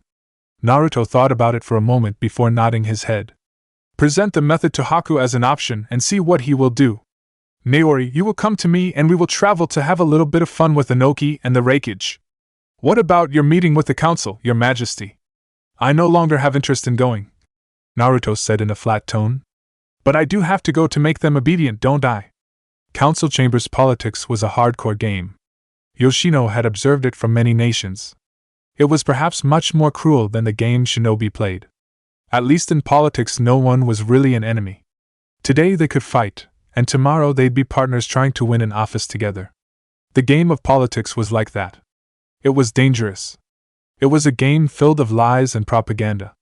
It wasn't the kind of game Naruto could enjoy playing. No, his emperor was a shinobi, and while he had his moments, he was not a politician. He did not have the patience and attitude to play it. Appearances were everything in politics. Most often Naruto did not care for it. But it wasn't to say he didn't know how to play his cards. The council was filled up with old geezers who've been playing the game of cards for a number of years. They had nothing better to do than to play cards when the clan was playing extinct and many of their clansmen scattered throughout the elemental nations. They were trying to play their hand with Naruto. They were trying to play politics with Naruto. It was a dangerous game. Yoshino respected them, but he did not follow them. They taught him many things. Hell, they even taught Naruto certain things about Uzumaki arts. Though neither can claim to be teachers of Naruto when it came to Fuinjutsu in general. Yoshino looked around the round table for a moment before his eyes stopped at the old man who raised him. He nodded towards the old man, but said nothing. They played this game. They said nothing toward each other in public. Perhaps it was the old man's presence in the council that was driving them to push him towards the throne of the Uzumaki Empire. Yoshino did not deserve it, and he would not admire it. He had his own throne, and it was the helm of Uzumaki and the Uzumaki clan. Yoshino, it has come to our attention that you were the one who proposed that Haku be put in his current position. He is indeed a bloodline holder, but he isn't Uzumaki, the old yet firm voice of his grandfather said. Naruto had yet to arrive. He was not late. He would come in time for the meeting to start. They just started early each time. Yes, that was my proposal, Yoshino said with a nod. Why would you propose something like that? Naruhiro could have played that role. Naruhiro would not offer His Majesty the kind of protection he requires. That aside, I require Naruhiro's services here in Yuzu. Protection? There was a snort. It isn't like Naruto needs any protection from anyone. Regardless, that is what we have determined and it shall be so, Yoshino said. He was not going to budge. He was not going to become a puppet of these people. You have changed, Yoshino. If you cannot see things in the same light as we do, we will train someone else to take over Uzumaki and groom that person to become the next emperor. I suggest you start training someone now because I don't plan on being leader of this village for the rest of my life. As for who becomes the emperor, as far as I am concerned, Naruto determines who succeeds him. Rules can be changed any time. Besides, Naruto will not live a long life if he still plans on releasing the Kyuubi. He has already used some of his life force to get himself where he is. Yoshino was not going to tell them that everything could be offset if Karen was successful in her experiments. With Kabuto in the mix, it was going to be a success and Naruto would get a chance to live a long life worthy of someone with Uzumaki blood. That may be true. Yoshino stopped when the doors flung open and Naruto slowly walked into the council chamber, alone with an expressionless look on his face. Naruto took his rightful seat and placed both his hands on the table before speaking. I won't take much of your time. We just need to sort out a couple of issues and remind everyone of their roles and everyone will go back to their jobs. Well, at least some of us who have jobs. What is that supposed to mean? No one here has forgotten the rules we established. Each one of us consented when the rules were formed because we believed they were the best for the Empire. Perhaps we should be reminding you of the rules we set up, Naruto. Naruto shook his head. If you people have not forgotten the rules, what is all this politicking? Not long ago, there was the word that this council wanted Yoshino to be emperor and now my decisions are being questioned. I have to say, it wounds me that you people would turn on me so quickly. Don't take too much on things you hear from the street. But if Yoshino was the emperor, we would not complain. You are more suited to lead us through war and once war is over, you can fold to the sidelines and allow Yoshino to rule. We don't trust your urges. You might lead us into another war just for your amusement. These people were never in agreement with the thought of going to war again. No, they wanted nothing to do with it. Even though they had no say in it because they did not want to be involved. They never held contempt for what happened in the past. They just had fear. They were afraid of coming out of the shadows because they might suffer again. He had taken advantage of the fear to get what he wanted. Yoshino had been a big help because they seemed to have the same thoughts. That says a lot about your confidence in me. Naruto ended up saying. Well, it was Yoshino's efforts that brought things to this level. Had it not been for him, we wouldn't be in this position. Naruto looked amused. Uzumaki is the land of the Uzumaki. This is our home. And because I respect this place, I made Yoshino its leader, and you were all pleased with it. I don't even interfere with how Yoshino runs this village. You even made him the unofficial head of the clan, but not Ishiko, the Wave, Sound, Amigekyo and others who have been financially supporting us. They are all me. I brought them to the table. You did not. Yoshino did not. The empire is mine. And you will not tell me how I run it. You can do all you like with Yuzu, but the bigger picture is mine and you don't have a say in any of it. I will rule until I die. My child will succeed me. That is the law I have placed, and it shall not be changed. You are free to work around the rules we created, like meddling with my marriage affairs, because ultimately, clan protection and the survival of this village is your duty, nothing more. Remember this. If this attitude of yours continues, I will have you all placed in orphanages in the island. Inoki could smell the scent of treachery in the air, perhaps not directly from the musclehead parading as the Raikage, but from his people. Ai was not the kind of person who plotted to backstab people. He was a musclehead who liked to show off strength. Inoki saw it as a disadvantage.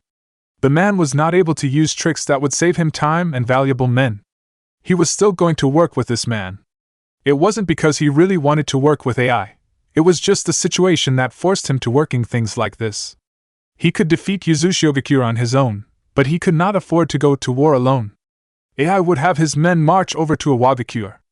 The past actions have not been forgotten. AI still thought he was the one who tried to kill him. Even to this day, Inoki still denied it. He had been many things. Ordered some nuisance to be removed from the picture, but he had not done something as stupid as to order someone to kill the Raikage. If he wanted AI to be dead, he would have done it himself. Well, there wasn't even a reason for him to wish for the Raikage to be killed in the first place. Iwa's traditional enemy has always been Konoha. The Leaf didn't even get along with Kumo. He had brought around 30 shinobi with him, compared to the Raikage 17. This was still a neutral place and there was no one else close by. A tent was set up for the two leaders to talk, and once everything was set, they sat facing each other, the Raikage glaring at Inoki. No matter how you look at me, I am still not going to admit having attempted to kill you. If I was going to try to kill someone, it would have been someone in Konoha. The Sandaime Tsuchikage said in a calm tone. I'm no longer concerned about. It might be that you have been telling the truth when you said you didn't plan anything, but it still doesn't change that it was your shinobi, and you refused to take responsibility for them. The Reikage said sternly. Anoki shrugged. Taking responsibility would be admitting that I did it, and I am not going to do that, he said. But this isn't why we came here. AI was silent for a couple of moments before speaking. Uzushio has taken one of my Jinchuriki and sent someone to inform me that it is war. The same was done to me, but they had taken my granddaughter. She was brought back, but useless as a shinobi. She can't do anything at this point. It doesn't change that they had taken her and want war with us. I suggest we put on hold our little problems and focus on Uzushio. We cannot afford to underestimate them. In the past, it took 3 great nations to work together, and apparently that was still not enough. Anoki said. You are not going to attack me while my forces are moving towards Uzushio, are you? AI demanded. I really can't trust you with anything. Neither can I, but we have to agree that Uzushio is the bigger threat now. We even have a greater opportunity to do everything now since they have no allies in any of the great villages. Konoha won't be forced into doing anything, but we could force the Hidden Mist, Anoki said. Regardless, we are still going to attack them, and this time, we will ensure that we destroy them. Destroy them? The Reikage shook his head. My village is still interested in having an Uzumaki. I will be taking some of them to Kumogakure. Anoki shook his head. This has always been the case with Kumogakure. Their struggles with Konoha have been because they always want to take power by force. The Hyuga incident was even birthed because of this attitude. If you are taking some, then we will also do it. But since I can't trust you, our forces will have to invade Uzushio together. You can't move in before we are in position to do so. I'm not against that. You might decide against invading and march to our village while we are busy with Uzushio. The Reikage expressed with suspicion. Anoki sighed. 1-1s. How many are we each contributing? We can't move all our forces. Our villages will still need to be defended. 10,000 each. The Reikage said. 20,000 should be enough to crush them and intimidate anyone who will try to get involved. We are not precisely positive that Konoha will just sit back. They might think after Uzushio, we will be coming after them. You can't forget that they have been preparing for war for the past years. Anoki frowned thinking about this. He always liked a hidden leaf that was focused on peace rather than wars. No doubt the village had recovered and its shinobi were strong once more. The village has always had a record producing the finest shinobi. No doubt it will be a threat in the near future, he said. Perhaps when another Kage comes in, but Tsunade is a student of the Sandaime Hokage. She won't be doing anything reckless to start war. The leaf of the old would have already marched out with its forces ready to take us both, the Reikage said. Naruto landed in a loud boom as he crashed into the ground. Large amounts of dust picked up around him for a couple of moments while the shinobi around took their attack positions. When the dust cleared, Naruto started walking towards the shinobi in a relaxed manner, unbothered by the fact that they had their weapons drawn up and ready to attack him. In his eyes, their threat was minimal. He could not sense any chakra that made him pause to think twice. Thinking of this, he halted for a moment and narrowed his eyes behind him. There was the Iwagakure group behind him. The front was covered by Kumogakure shinobi.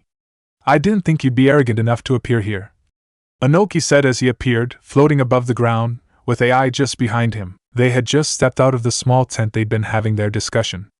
Naruto only shifted his eyes to look at Anoki. He did not address at the Tsuchikage's statement. I forget that you can fly, he said. I have to say, I am rather envious of this ability. I can manipulate the air currents around me to propel myself into the air and float for a little while longer, but it is not flying. If we were not enemies, I would have you teach me this ability of yours. Anoki was annoyed that Naruto had chosen to ignore him and speak about his ninjutsu instead. I see you are truly the same brat who came to IWA and still didn't blink when I threatened to destroy Uzushio. Why are you even bothering to talk to him, Tsuchikage? AI demanded. We should just capture him now. And we will be done with this war. Who will take me if you capture me? Naruto asked, just out of curiosity. Both of them did want him dead and would want to kill him themselves. They were probably going to fight for him. That is a valid question, but we won't be drawn to have this argument, Inoki said in a firm tone. I wasn't trying to have you argue. In fact, I am happier if you can work together. Even now, I would be happy if you could team up and attack me. The Reikage doesn't want to talk. But I think such people talk easily when they are in battle. Naruto explained lightly. I am happy to indulge you. Besides, I do want to hear your thoughts. You think you can take on two Kages by yourself? The Yandame Reikage said with a snort. I don't know what I can do. I think I can, but I am here to test it out. I don't know my limits because I haven't had anyone to challenge me, Naruto said calmly. Ridiculous, Inoki said, going through hand seals. Doton, Gorima no Jutsu. Inoki spat out mud from his mouth. The mud hit the ground before starting to take shape. Naruto was not able to watch it all as the Reikage was upon him in the blink of an eye. The man's right foot slid through the ground in a quick motion, heading towards Naruto's feet. The blonde reacted by jumping up slightly to avoid the leg sweep. As if he had been expecting this movement, AI threw a right punch towards the blonde's gut. Naruto's reaction was just as quick. He caught the punch with both his hands. AI's pushed chakra into his feet to strengthen his muscles before using Naruto's momentum against him. He pulled, twisting around, using Naruto's hold on him to drag the blonde along his movements. He hurled the blonde towards Inoki's golem. Naruto's eyes didn't even open widely as he saw what he was heading towards. The golem was slowly balancing its feet, its right punch positioned alongside its right side, ready to smack him. His eyes shifted quickly to AI and then to Inoki before holding out his right hand. He created a fist before swinging it towards that of the golem. The two fists collided in midair, and a second later, the golem's arm shattered. The rest of its body followed suit. Naruto had no time to recover and position himself as the Reikage flashed beneath him and tried to kick him up into the sky, but Naruto had already measured up the man and Inoki before he decided to act against the golem. Before AI's kick could connect with him, Naruto flashed away and appeared a couple of feet behind the Reikage, standing gracefully. I didn't think you'd work well together. This is very interesting, he said. Shall we talk about our war? Your obsession with power, Reikage and Inoki. Your stubbornness and refusal to listen to other people. What about the war? It is your war, not our war.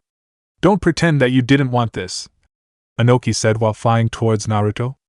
Doton, Kengan no Jutsu. He encased his right fist with a rock. It was a huge fist that he slammed towards Naruto's face when he got closer. Naruto folded both his hands across his face to block the punch. He gritted his teeth as the punch collided with his defense. It was no good, and sent him sliding backwards in speed.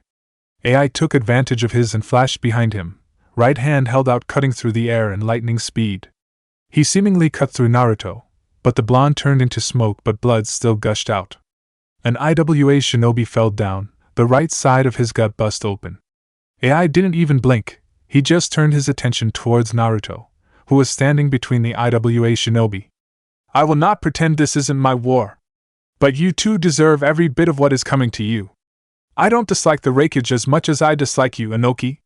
But still, you two are going to war with me and we will fight this. Are you not curious about my reasons? You bastard! That was cowardly! The shinobi closest to him shouted while trying to punch him. He had used a replacement jutsu. He was always thinking steps further in the battle. You did need to know what would happen if you reacted in a certain manner. Naruto leaned back slightly to avoid the punch. It just went past him in the blink of an eye. Before the shinobi could even do anything else, Naruto gripped his face with his left hand. You cannot afford to react with such anger in battle, otherwise you move recklessly. The others created their distance while you decided to jump in, and this is what happens. Naruto heard a buzz of lightning. The Reikage was in front of him, surrounded by his lightning cloak. The man was above ground. He looked to have just jumped towards him as his body was positioned slightly horizontally with his right foot aimed to slam into his gut. The moment it seemed like AI was about to touch him, Naruto burst into gusts of wind. The Reikage crashed into the ground in a loud boom. Naruto appeared some distance away, but he was forced to stretch out both his hands to defend himself as walls burst out from the ground and started to press against him. Both rock-solid walls collided with his hands and started to press. Naruto frowned when the pressure became too much. His hands burst through the walls before they slammed into him in a brutal explosion that shattered the rocks. When the debris cleared, Naruto was still standing there, but looking messy with dust all over him. He was given no time to dust himself as the wreckage flashed in front of him. The man's feet crashed into the ground as he used all the force he could before driving a right punch towards Naruto's chest. The blonde's movements were fast enough to surprise AI. He folded both his hands just across his chest just in time for AI's fist to slam into them.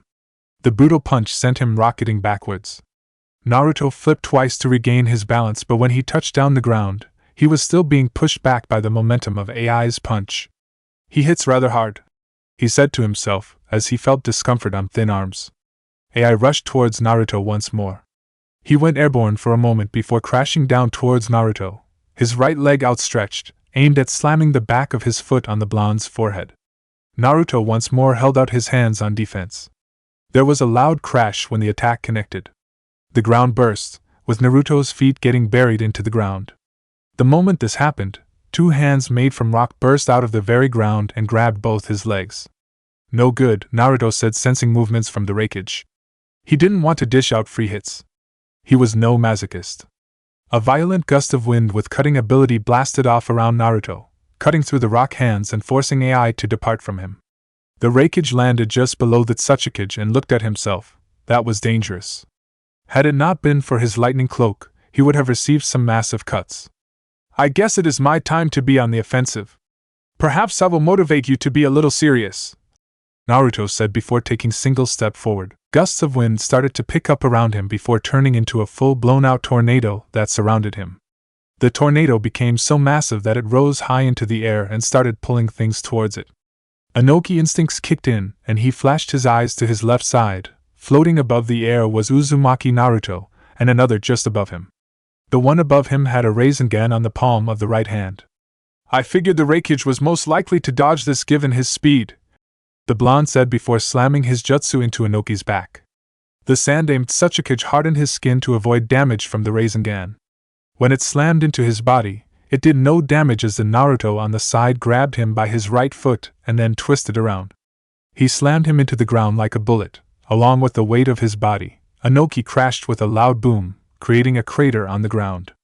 One Naruto flew towards the Tsuchikage in speed with a Rasengan at hand. But as he got near, AI appeared from behind and slammed a forceful punch on the blonde's back.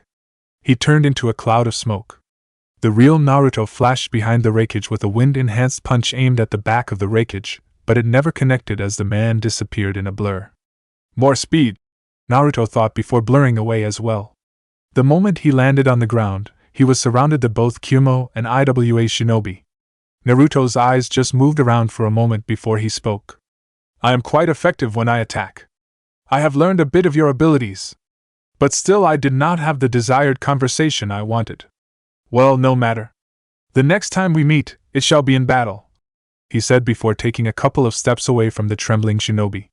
He then disappeared. The shinobi fell down on their knees, breathing heavily as they did. Well, that was dull, Darui said as he walked into the scene. How can you not be nerved after being subjected to that sinister chakra?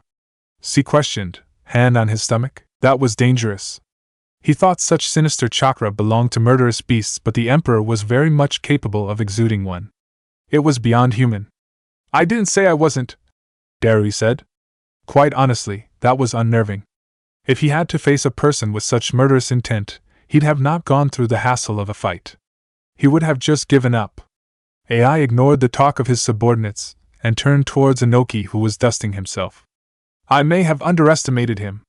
It was apparent that his was just playing around, he said sternly. Playing around? He did not even bother calling this a battlefield and was not even the least serious, Inoki said in a bitter tone. Dangerous foe that we have both clearly underestimated. But this is more reason we must fight this war, AI said in a hardened tone. I will prepare my shinobi for battle. We have a war, Tsuchikage. Indeed, Inoki said. I have already sent out some shinobi to sound a warning to Amigakure. I have heard that it has some connections with Yazushio. If we can remove them without having to fight, it clears the path for my shinobi. We will go through the sea and land, AI said. But I expect to hear from you soon. Move out as soon as you can so we can discuss progress. We should meet at the Land of Hot Waters within a week. You don't need to tell me that. Naruto was walking slowly with both his hands folded across his chest, Naori walking beside him. The distance was safe enough that those two forces would not think of giving chase.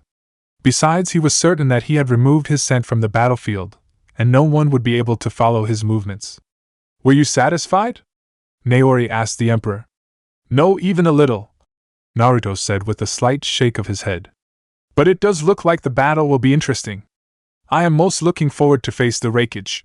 The only complaint I can have about him is that he doesn't have the ninjutsu arsenal. He depends too much on his incredible speed and strength to fight. Anoki has interesting ninjutsu. He didn't use his most powerful weapons, but he is slow. Old age, perhaps?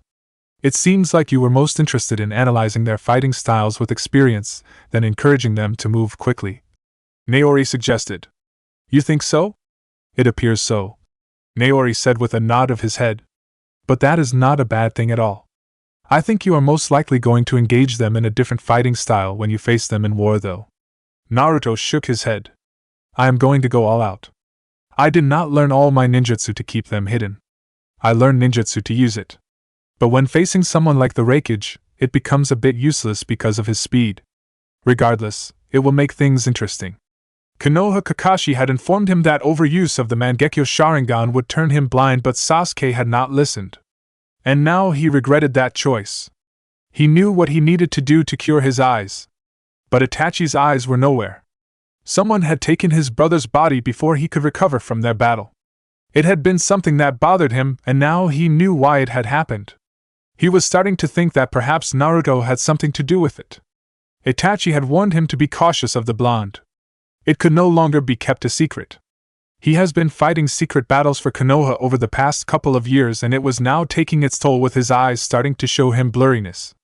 If he continued in the same fashion he was going to be completely blind. When he entered into the office, he found the Godame Hokage sitting with Jiraiya.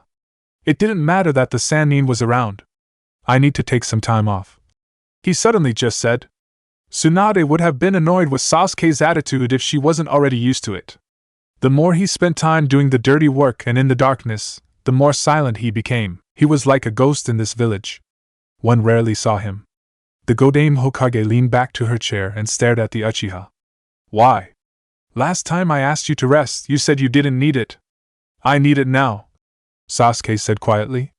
You are not answering my question, and I won't release you unless you work with me, Tsunade said in a stern tone. It wasn't like he was going to keep it hidden from the Hokage. There was a possibility that she could help him, temporarily as it may be. The permanent solution was getting Itachi's eyes. My eyesight is deteriorating.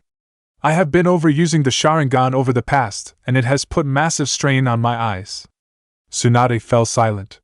Not a good time to be getting blind, she said. Jiraiya nodded to this. Any time now, war could be happening. You are needed to be on your toes in case you are needed. I will be there when I am needed, but I need to take it easy. Tsunade was silent for a couple of moments. She had heard about this problem before, but she had never had the chance to study it herself to see if she can come up with a solution. This represented a chance for her. If it was a sickness, it could be cured. But it was something that turns the eyes old or genetic. She wondered if she could help it. Old age could not be cured. Instant healing was good, but it reduced the life of a person gradually. How long? A couple of months now, Sasuke admitted. And you didn't think it was important to tell me this? I didn't think there was something you could do about it. There has never been any record of anyone being healed from the blindness. The only way to correct it is taking the eyes of someone with close blood relation. In my case, I could take Itachi's eyes or those of my parents. It was not just curing the blindness, but he would also awaken the eternal Mangekyo Sharingan. With it, there would be no pain with Susanoo or Amaterasu. Tsunade frowned. But we still haven't been able to recover Itachi's body, she said.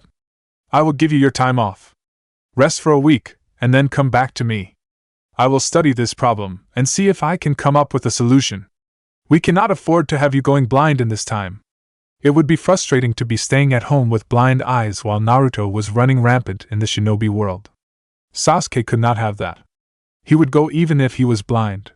It was better to die there than just sitting at home, unable to see anything. I will come, the Uchiha said before walking away silently. Once he was gone, Tsunade sighed. Just when you think everything is going well, this happens, she said with a shake of her head. Do you think Naruto knows? Jiraiya looked thoughtful for a moment before responding. I don't know Haim. I don't know. I don't know anything with Naruto anymore. I sat with him for then an hour talking about our days together, and he didn't even let slip a damn thing or even give me a hint. I still can't tell what he is thinking. But if it isn't Naruto, then who took Itachi's body? The Akatsuki? Jiraiya suggested. He was a member of the organization, and they probably took him because they didn't want him to be turned anywhere because of what he had in his mind. Or maybe it was Naruto who did it. But if we are saying that it was Naruto, we have to come to the agreement that Naruto was watching the battle or at least had someone observe things for him. Tsunade adopted a thoughtful look for a moment. Well, given everything, it would not be far-fetched, she admitted. But why would Naruto even go that far? I know he was never good with Sasuke, but he isn't a petty person. You're forgetting the best trait about him. Jiraiya reminded the Godame Hokage. Naruto is a calculating person. If it was him, then we can speculate that he was waiting for this moment. The Godame frowned. I hope that is not the case, she said in thought. I read a message from the Mizukage. She wants to meet to discuss Uzushio. She has had connections with the Emperor, and I know he was recently there. She probably knows what they are after. You should meet her, maybe you can get something out of her, Jiraiya said. Naruto isn't going to say anything to us. But the reason he has bothered with Kiri is because they are a major trading partner for Yuzu and Nadeshiko. He also would not want to have them as enemies. I will try to arrange something, but I don't want to move things now. I can send Shikamaru there. I can't leave Konoha now with what is happening out there. Iwagakure and Kumo are mobilizing. We don't know what they'll do when they learn of our movements. Uzushiogaku, the war room. It was indeed time for war. The battle lines were already drawn, and now they had to position themselves to defend and attack their enemies. Nagata looked around the dimly lit room. He was in his holographic image, alongside Konan. Yoshino, Naoki and Naruto were also in the room. He had been impatiently waiting for the day to come. It was finally here. They could finally realize their dreams, but they needed to navigate through the chaos first. What is happening? Nagato asked. Iwagakure and Kumo are mobilizing. We calculate that the first wave of attack will probably be at Amigakure. They will probably be trying to test you when they do so or just clearing the path for their main force, Naruto said. It is likely that IWA will do this. They are far closer. Kumo will most likely move in the sea and land. Then we are free to crush them.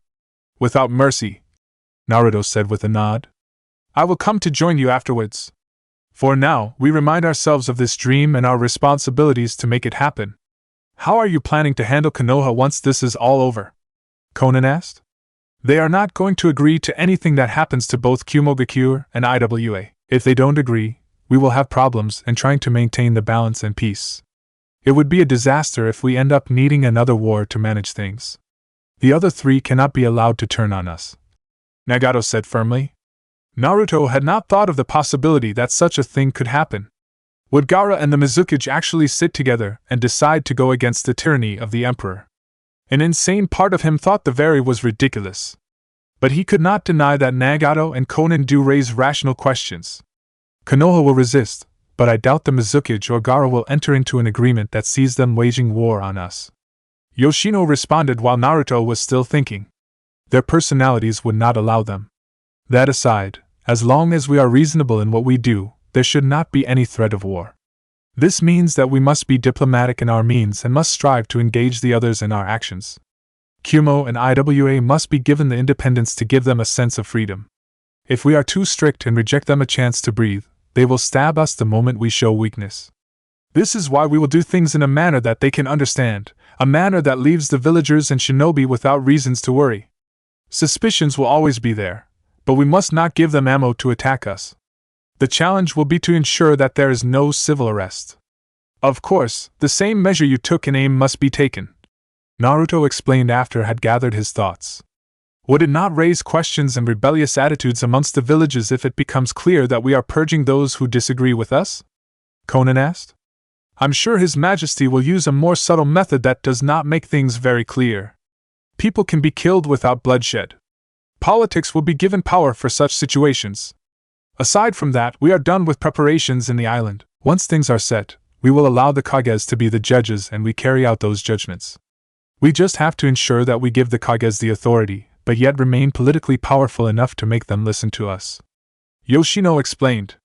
If things are done this way, we rule discreetly. It can perhaps be a secret that only the Kages know, but we will of course employ an agency, with the specific purpose of guarding secrets and dealing with anyone who tries to release them. Naori said. If things go according to plan, we create a manageable world. Setsu's threat? It does not diminish. He has warned me that Madara will return to this world. We will be cautious of this. If we had moved quickly, we would have taken his body, but Setsu moved faster. Regardless, if we be on guard, we can manage things. Naruto said. For now it is war. We will be on the lookout for Iwa's movements. If we see them, they will be destroyed. Nagato said before disappearing. Naruto was silent for a couple of moments before standing up. The other people with him followed him out of the war room. It was silence until he stepped out of the leader's tower. He looked up for a moment before starting to take the direction of his compound. Suna should not be a problem. But the daimyo might be problems. All of them must be silenced. Their political power will offer a wall that we don't need. We are working on that, Naori said. The only issue that remains is that of the water country. We have yet to hear anything from Haku regarding his mission. Summon him, Naruto ordered. Go now. Hi. Naori was gone within a second of the word leaving his lips. Should we be concerned? Naruto shook his head. Haku is trying to work out diplomatic means. He probably went to Kiri and had a pleasant chat with the Mizukage. I don't disagree with that. I am also interested in seeing how his method works. However, there is a time limit we must work within. Yoshino could understand this. He knew that Naruto understood Haku's position quite well, but he still needed to be ruthless in his decisions. Perhaps Naruto brought him in because there was no one like the ice user. They were all willing to do anything, but Haku could consider his emotions. Perhaps it was the destruction that ruined the nation. Well, the shinobi anyway. Civilians lived the normal life. Will my position change? Naruto shook his head. When have I flip-flopped on you, Yoshino? I don't usually say this, but all this would not have been possible without your efforts. I will honor my promises to you. His eyes narrowed towards the man. If I turn on you, you can always organize a revolt. Yoshino smiled. You'd kill us all, he said. You know that is not true. I love the Uzumaki. My younger days were filled with an obsession for this clan. I swore to restore the glory of this clan and make it even greater. Destroying it is not in blood. Naruto stated calmly. Let not one hear I just said that, or else I will have serious problems in the near future. I can imagine that, Yoshino said with a laugh. I will manage the elders. You don't have to concern yourselves with them. It is indeed true that you are not a full-blooded Uzumaki, but it does not make you any less of an Uzumaki. They know that, but I think they are more or less concerned about your recklessness. Regardless, when I met you, I did have plans to have this village restored. I lacked the will to do anything. Because of you, I developed that will and this village was born. As long as it is my duty to protect it and lead it, there will be nothing more I want, not your throne. Once more, Naruto's sharp eyes turned towards the man beside him. He closed them for a long minute before glancing at the way ahead. I have never doubted your commitment to Yoshino, he said.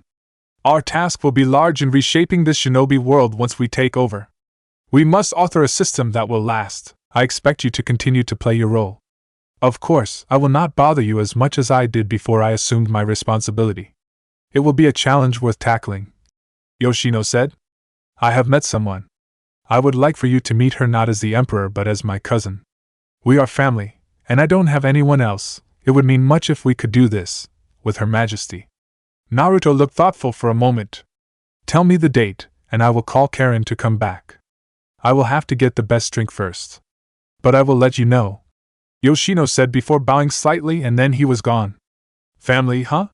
Just thinking of this, Naruto decided to turn towards the memorial wall. Within the ruins left untouched, there was a large wall with the names of the Uzumakis lost in the invasion. The name of Kushina Uzumaki was not there, but his grandparents were there. Naruto would have a family of his own, but he had never belonged anywhere. Had this not happened, he would have belonged somewhere. Maybe his relatives would have come to Konoha to fetch him.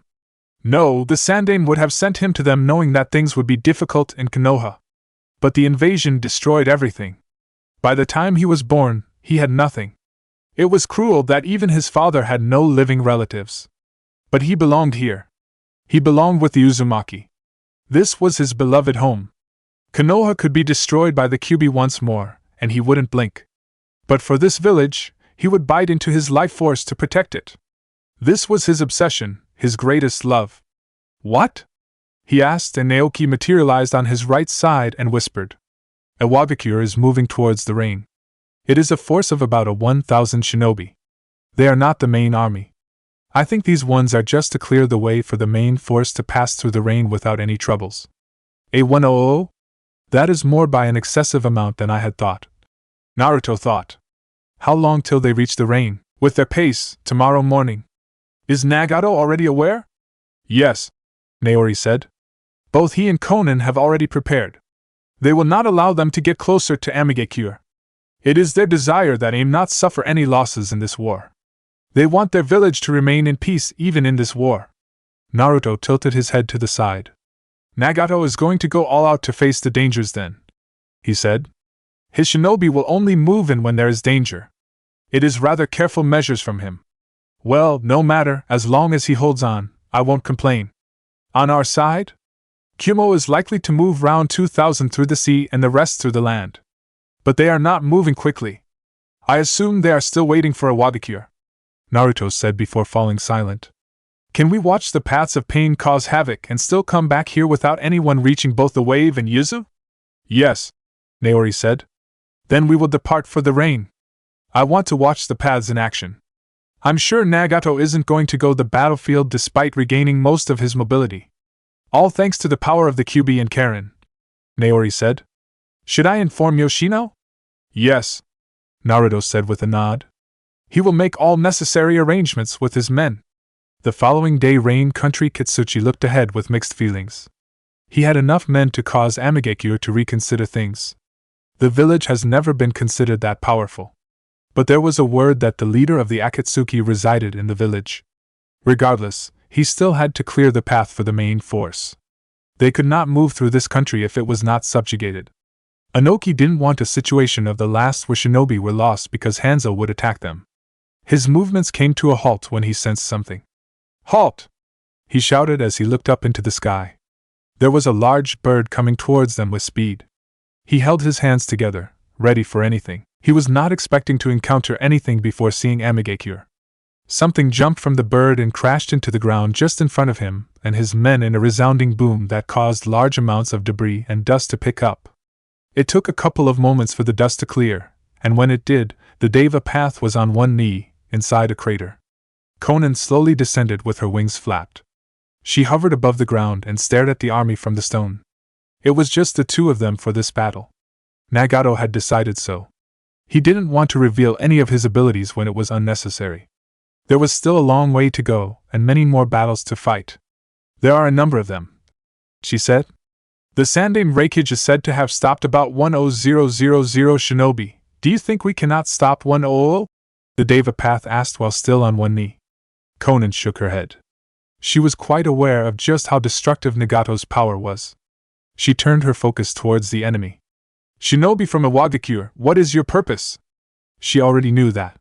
Maybe it was pointless even asking, but she felt she had to go through this first. We are here to request a way for Iwagakure to safely pass through this country and secure a line of supplies, Kitsuchi said to the two. If a battle could be avoided, he would take that option. Denied, Nagato said through the Deva Path. I suppose if we asked you to leave now, you would not do it. Kitsuchi shook his head. The others are already planning to march. We cannot go back without a good response, he said in a firm tone. Inoki had trusted him to do this. If he had to go through these two to get things done, then he would do so. Still, these two did make him cautious. It was just the two of them, and did they think they alone were enough for them? Konan, talking is pointless. The Deva Path stood up. Let us finish this quickly, he said. Konan nodded and then started to dissolve into paper sheets. The path jumped into the air before blasting towards the enemy forces in great speed. He crash-landed at the heart of them, both hands stretched out. Shinra Tensei! Boom! Kitsuchi could only watch, wide-eyed as an explosion from within went off, blasting his men into the air along with chunks of earth. He could see many of them being blasted into the air, screaming and shouting. The debris forced him to jump back and close his eyes slightly. When everything cleared, he saw that where hundreds of his men once stood, only one person stood in a large crater. He gritted his teeth. So many men gone in just one attack. What was that attack even? Who were these people even? He didn't know anything about them. But they were obviously powerful, and what was with that Dijitsu? It was unlike anything he had ever seen before. He twisted his head to the side when he heard the sound of a shrill from a bird. The large bird that had carried their two opponents was speeding just above the ground in massive speed, heading straight towards him. Doton Chidakaku!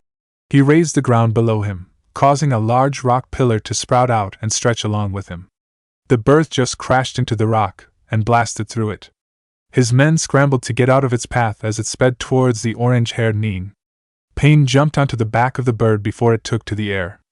It dropped something, and then they all realized it had dropped those flashing things as it moved past them. Boom! Boom! Boom!